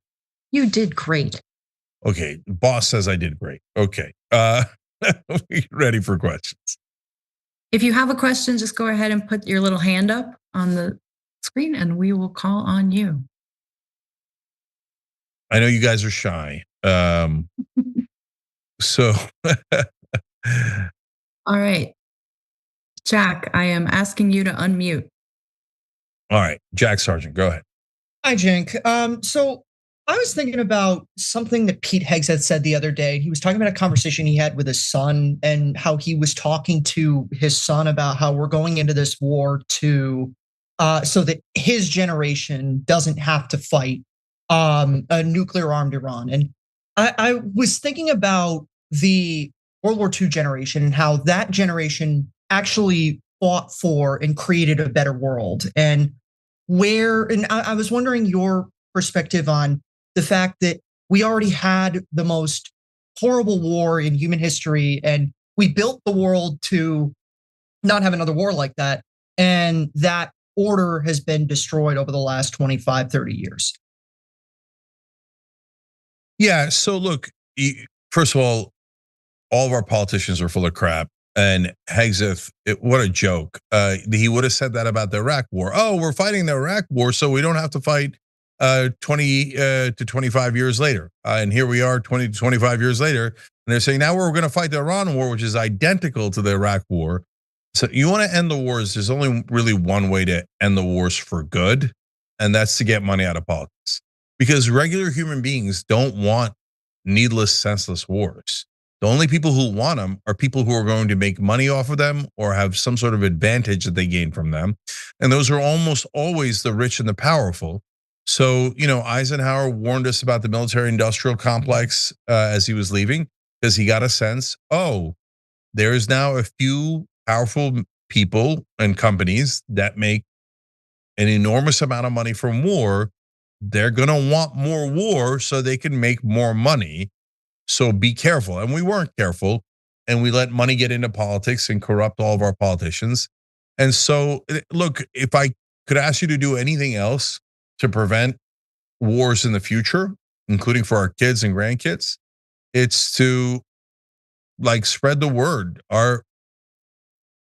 The guys, about getting money out of politics, guys, the big myth is that if you just support one of the political parties, you're going to get what you want.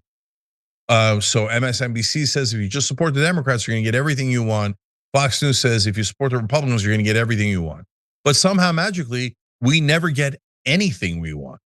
And by the way, you're frustrated on the left, right? And I'm on the left, and some of you, I'm sure, are on the right or in the middle, et cetera. But we're deeply, deeply frustrated. We almost never get what we want. But what you might not know, because we're so walled off from one another, is the right wing is also frustrated that they don't get what they want either, right? So the only people who get anything they want is the donor class, period. So as long as Democratic voters think, Cory Booker is my friend, Kirsten Gillibrand's my friend, I heard on MSNBC they're lovely people and they're such nice guys, and oh my God, I heard them say something against the war. No, nonsense. They take millions and millions from AIPAC. They're secretly for the war, and they're delaying a vote on the war powers resolution so that we could put in the ground troops. The mainstream media has lied to the American people en masse. It is the biggest propaganda operation in the history of the world. So you got to go talk to your friends and neighbors. That's why we ask you to text people, tell them turn off television. It's junk. It's purposely trying to poison your brain and get you to believe that war is a good thing. It is not. To get you to believe that our politicians are honest. They're not remotely honest. And of course, today was a perfect example. I'm taking too long and I got to get to more questions, but MSNBC putting up that graphic of 35 people, and they say choose your fighters for who's going to be the next presidential candidate for the Democrats. And they put AOC on there because I guess it's too embarrassing not to. And AOC has barely said anything against the war and has barely said anything against Israel, right? And barely said anything against the donors, in my opinion. And they put Tim Walz on there. Okay, so those are the two people that I was like, okay, right? Everyone else is like, I love corporate PACs and I love AIPAC. It was just a freaking joke. Choose your fighters. None of them are fighting for us. The only fighter we have is Ro Khanna, and they didn't put him on the list. It's their joke. They're not trying to inform you. They're trying to brainwash you into voting for a corrupt Democrat who's going to do the same thing that every corrupt Democrat in our lifetime has done, which is give corporations and foreign governments every advantage and not help us at all. The other guy they left off the list, by the way, who might run, it's, some talk about it, is Senator Chris Van Hollen. And why is Senator Van Hollen not on the list? He's as legitimate and credible as you could get. Oh, right, he's also genuinely against the war and has genuine concerns about Israel. So not him, not anyone honest ever on television. Okay, all right, let's go to more folks. Was Carly next? Yep. Yeah. Thanks, Hey, Jen. So we were just talking about propaganda, and that kind of leads into my question. They're always saying that Iran is chanting death to America, but I recently looked up where that came from, how it started, the meaning behind it. And I mean, I understand why mainstream media isn't more publicizing, our involvement in interfering when they had a democratically elected leader and just everything that has happened since then. And the actual translation of death to America, they don't want Americans to die. It's the policies, it's the interference, it's the same things that we have problems with as American citizens. So I wonder why there's not more being brought to helping educate people about what that truly means and where it comes from, because I think that we could relate more to that chant, honestly, and what it even really means, if that truth and that light could be shown. So I appreciate it, Carly. So there's a lot of different ways to look at that. But for me, the most important part of that is, why are they chanting? So they're chanting it because we're supporting Israel, and Israel is occupying the Palestinians, is constantly agitating for war against Iran, attacking Iran. So they're greatly frustrated at us for backing their enemies. And they know what most people in America don't know, which is that they had a democratically elected government in 1953. And when Mossadegh, their president, was elected, he said, well, I'm going to represent the Iranian people, which is what a president is supposed to do, especially in a democracy. And he said that he was just going to charge a little bit more for their natural resources, for their oil. And the British oil companies and the American oil companies, back then even, they controlled our politics. And they told the politicians, and it was a different format, a different style that they used to control them, but they did. And they said, you're to depose their democratically elected leader and put in a dictator, and we'll give it a nice Persian name like Shah, so it'll seem like it's not a dictator. And that's and the people of Iran hated that so much, that's eventually what led to the Islamic Revolution. So the reason they were chanting death to America is both because we are allied with Israel that is attacking Iran, Palestinians, Lebanon, 7 of their neighbors, and because we destroyed their democracy. Now, that was 1953. We don't have to keep doing that. We could even turn Iran into our allies. There's no reason why we have to hate the Iranians. But we're choosing not to because our politicians want war instead. So, and yes, and it's a piece of propaganda that they use over and over again. And of course, Israel First loves it and they push it out the most. But we don't have to be the enemies of any people in the world. We don't have to be the enemies of the Russians, the Ukrainians, the Iranians, or of course the Israelis. But we do need to actually protect our own interests and not get hoodwinked into nonsense propaganda to drive us further into wars. So thank you, Carly, appreciate it. Thank you. Yeah, let's go to Stephanie. Hey, so this is just ever so slightly off topic, but so I heard of someone that's running for governor. So I really just wanted to reach out about this, named Rudolph Bear.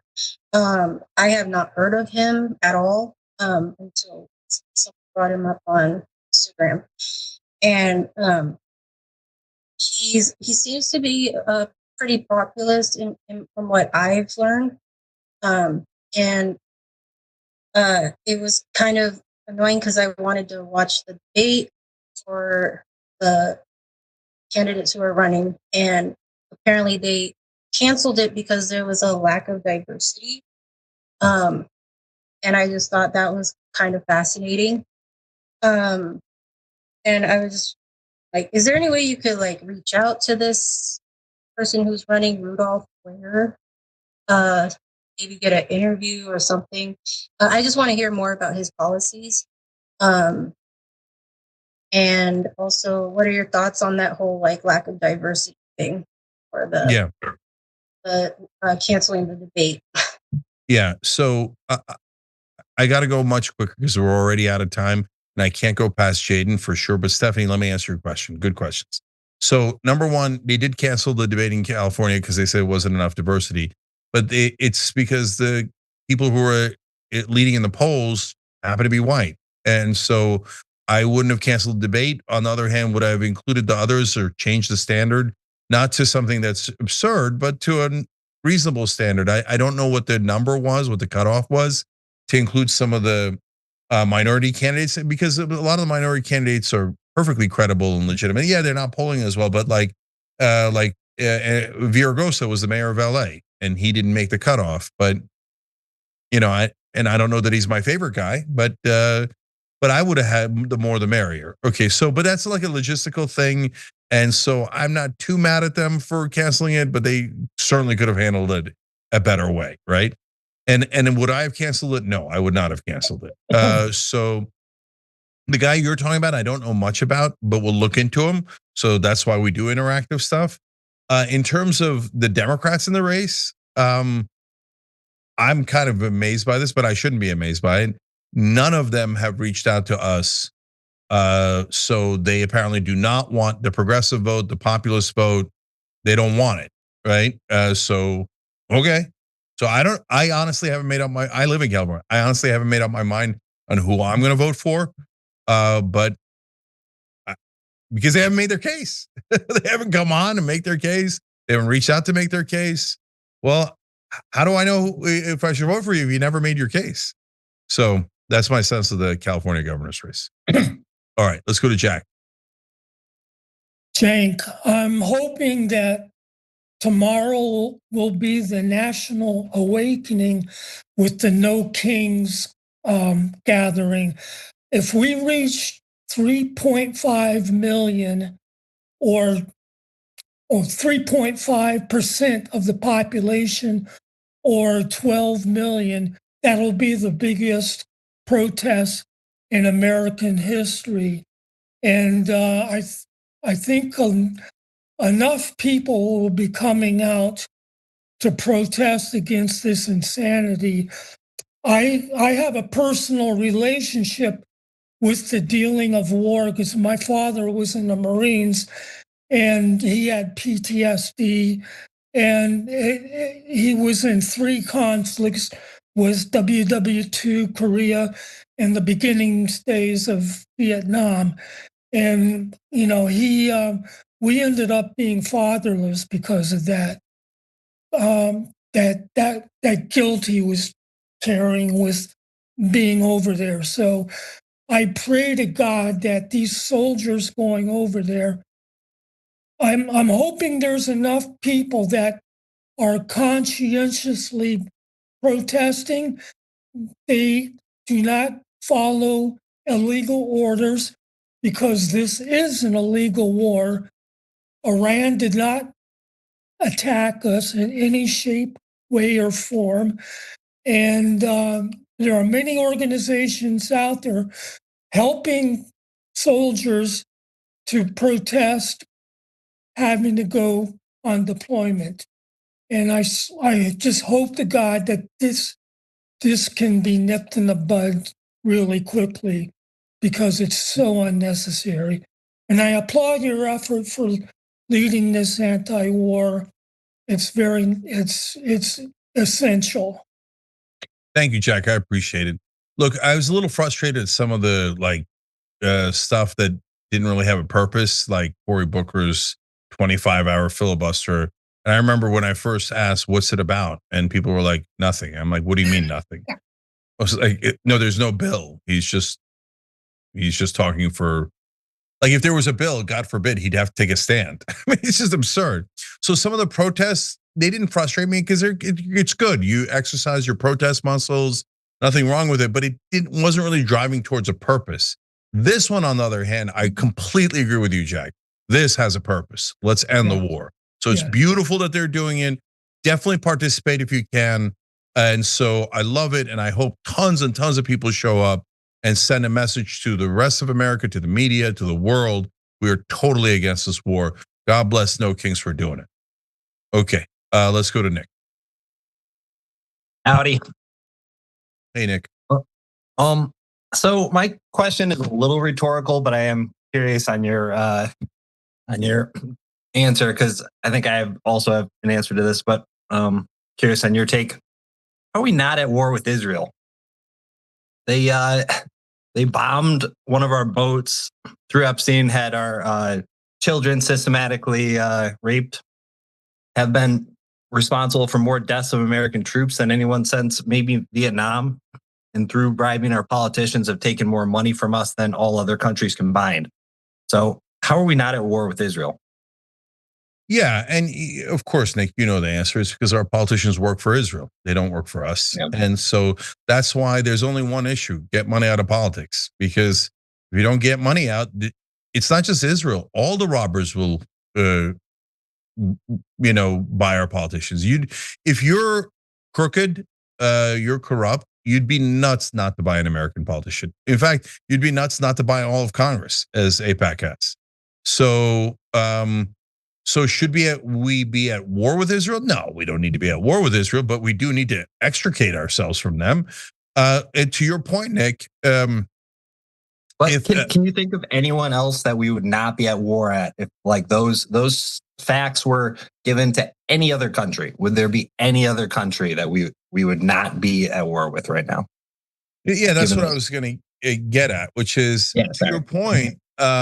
If another country had taken $330 billion from us, imagine we found out Russia stole $330 billion from our treasury, or Iran did, or China did. And by the way, they had also attacked one of our ships and killed 34 Americans. So killed 10 Americans in the last 3 years and refused to arrest any of the murderers. And by the way, they had do sexual tourism here with their government officials and try to rape a girl in Vegas, and then we just let them go. And on top of that, they made us waste $8 trillion, and we lost all these soldiers because of it. And I can go on and on. We'd say, oh, by the way, and I didn't add maybe the most relevant stuff, and stole our nuclear secrets and built a nuke with it, and is now the most dangerous nuclear armed country in the world, and stole all of our other secrets. And proved themselves incredibly unhinged. Yeah, no one in their right mind would think that's an ally. No. And that's why, guys, I harp on certain things because I really need everyone to understand them. I harp on money on politics, I harp on anti-war, but the other thing I harp on is propaganda. Because without the power of mainstream media propaganda, no one in this country would think Israel's an ally. It's an absurd thing to claim that they're an ally. What kind of ally steals our nuclear secrets? At that point, we should have been done with them.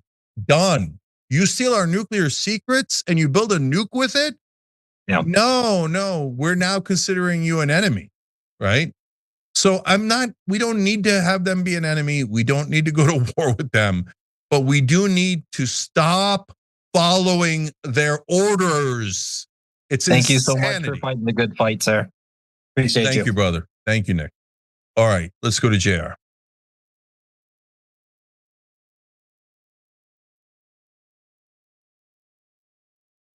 And isn't it amazing, by the way, just as JR is getting unmuted? Hey, can you guys hear me? Yeah, we can now, brother. Sorry, I just wanted to make a quick comment, Cenk, is that I think I worked with Matt Mazzola on Wolfpack in Massachusetts maybe like 6-7 years ago. And it's one of the things that I look back to fondly and really am glad that I participated in that. And I think that anybody that's on this call, if you participate in something like this, you're going to really appreciate that later on. Oh, I love that. Thanks for saying that, JR. Really appreciate it, brother. And so that's true of me as well. Like whenever we do something to try to help and it works, oh my God, there's no better feeling. No better feeling in the world, right? So, I mean, imagine if we fight hard enough, long enough, get enough allies, and we stop the war. Oh, you'll feel like you're king of the world, and you should, because that means you saved countless lives. Not just the lives that we lost, right? But to Jack's earlier point, the guys who are going to go in there and get PTSD and going to have all those issues, going to get their limbs blown off, like happened in the Iraq War. So we all got to fight as hard as we can, because maybe if we all fight hard enough, it ends a day earlier, a week earlier, a month earlier. But even if it ended a day earlier, we would save so many lives. So yeah, thanks for saying that, JR. And Wolfpack, we're gonna have to do a huge comeback with that, because this is the right time. Everybody wants money out of politics now. Back when we were pushing so hard on it, unfortunately, a lot of people didn't understand what we were saying. They're like, oh, it's one of many issues. Yeah, we'll get to it, a couple of decades from now. Well, then you're not going to win on any of the other issues. And so we're definitely going to get back to fighting for that super aggressively. All right, let's go to Jose. Hey, Jay, can you hear me? Yep. Hey, my question was more about uniting independents and independents right-leaning. I wrote in yesterday asking about connecting with this influencer. His name is Nate Cornacci. I'm not a member, so I didn't know if he responded to it or not. But basically, I asked him, he has a large independent audience. His YouTube channel is, Valhalla VFT. I asked him if he would connect with you guys. He said he would be willing to. He's a big fan of Anna. I guess he watches a lot of her debates. I think it would be good if maybe you guys connected, collaborated somehow. Yeah, all right, I love it. Kharg, did you get the name? So, Jose, can you say the name of the person again? His name is Nate Cornacci. I'm not sure how to pronounce his last name, but his YouTube channel is Valhalla VFT. Valhalla and Nate Cornacci. Okay, all right, Valhalla, we'll look it up. VFT. VFT, okay. Yeah, I saw that super chat, I read it, and thank you for reminding me again, so we make sure to follow up on it. Appreciate you, brother. See, look, Jose doing that, maybe it leads to a couple hundred more people joining us, right? Or a couple thousand more people joining us. So that's beautiful. I love that. Thank you. All right, let's go to Jaden. Jaden's the last one here. Speaking of people who feel good after helping someone win and making a difference. Hi, Jake. So currently today, my friend who I worked with last year, she just got into military. Actually, fall of 2025. She had texted me today saying that she got notified that her team is going to get sent out soon to the war, and I'm not sure or anything we could do to like maybe help with the people who might get sent, or any soldiers that might get sent out to the war. Because it was kind of scary and surreal that I got the message, unfortunately, that my friends that I know closely might potentially go to Iran to fight this useless war that unfortunately that our taxpayer money is going into. So I don't know if there's anything we could do to possibly like help. So there's only one thing I can think of, and it's, but okay, let's talk about it. So for those of you who don't know, Jaden helped Zoran Mamdani, and then that wound up working. So that was awesome. So let's hope we can find you an answer here that works as well. So look, the only thing I can come up with for now is if my family member was in the military and they were about to get deployed to Iran, conscientious objector, right? And so Muhammad Ali did it. Yeah, he went to jail for some time because of it. But better there than dying on a battlefield for another country. It's crazy. I wouldn't go to war for Norway. I mean, unless they were, well, to be fair, they're part of the NATO alliance. If they were attacked, right? But if Norway was like, okay, I want to conquer Mongolia, go die for me. No, conscientious objector, right? So, I mean, any country, Brazil says, oh, I'd like to take Paraguay. Can you come and die for me? No, I can't. No, so I hope that there is a massive amount of conscientious objectors in the military. And, if we have thousands and thousands of conscientious objectors, that might get people's attention. It definitely will get people's attention. And I'll leave it on this, Jaden and everybody else. Like, it wouldn't have made a difference in Iraq, because during the Iraq war, if you had like 120,000 conscientious objectors, mainstream media wouldn't have reported. They just would have been like, no, they're enemies of the state. They don't support the troops. And I'd be like, they are the troops, right? And they'd be like, nope, shut up. You all love Saddam Hussein, right? But these days, because of online media, if thousands of conscientious objectors appeared in the military and that happened, well, mainstream media doesn't have a monopoly anymore, and we would all be talking about it, and it could make a big difference. And so what are we going to put Americans in prison because they didn't want to go die for Israel? Nah. I mean, I don't know that it would last long. I don't know how long Trump can keep American troops in prison for not dying for Israel, right? That would be politically devastating for him. So, and how easy for me to say, because I'm not in the military, and they went in there, that was going to be their career, and now are they going to throw away their career? I don't know. So it's a super, super hard equation, and I can't make that decision for them, but that's the only thing I could think of that could make a difference. Both save their lives and maybe help fight against the war too. Yeah. All right, guys. I love that you participate in this. I love that we're all trying really hard to the best of our abilities to stop this war. Let's keep going. And then last thing I'll remind you of is whatever you do in all these social media platforms, put in hashtag United Against War. Because if we all do it enough times, people might start going, what is that? I'm against the war. I'd like to be united against the war. So we've got a prayer there of making that go viral, especially if we lean into some of our allies across the political spectrum. So, all right. Love that you guys, for the people at home watching, terrific. Come join us. PYT.com/hope is a way to do that. A lot of the folks on here are core Operation Hope members that have been around for a long time, and I love them for it.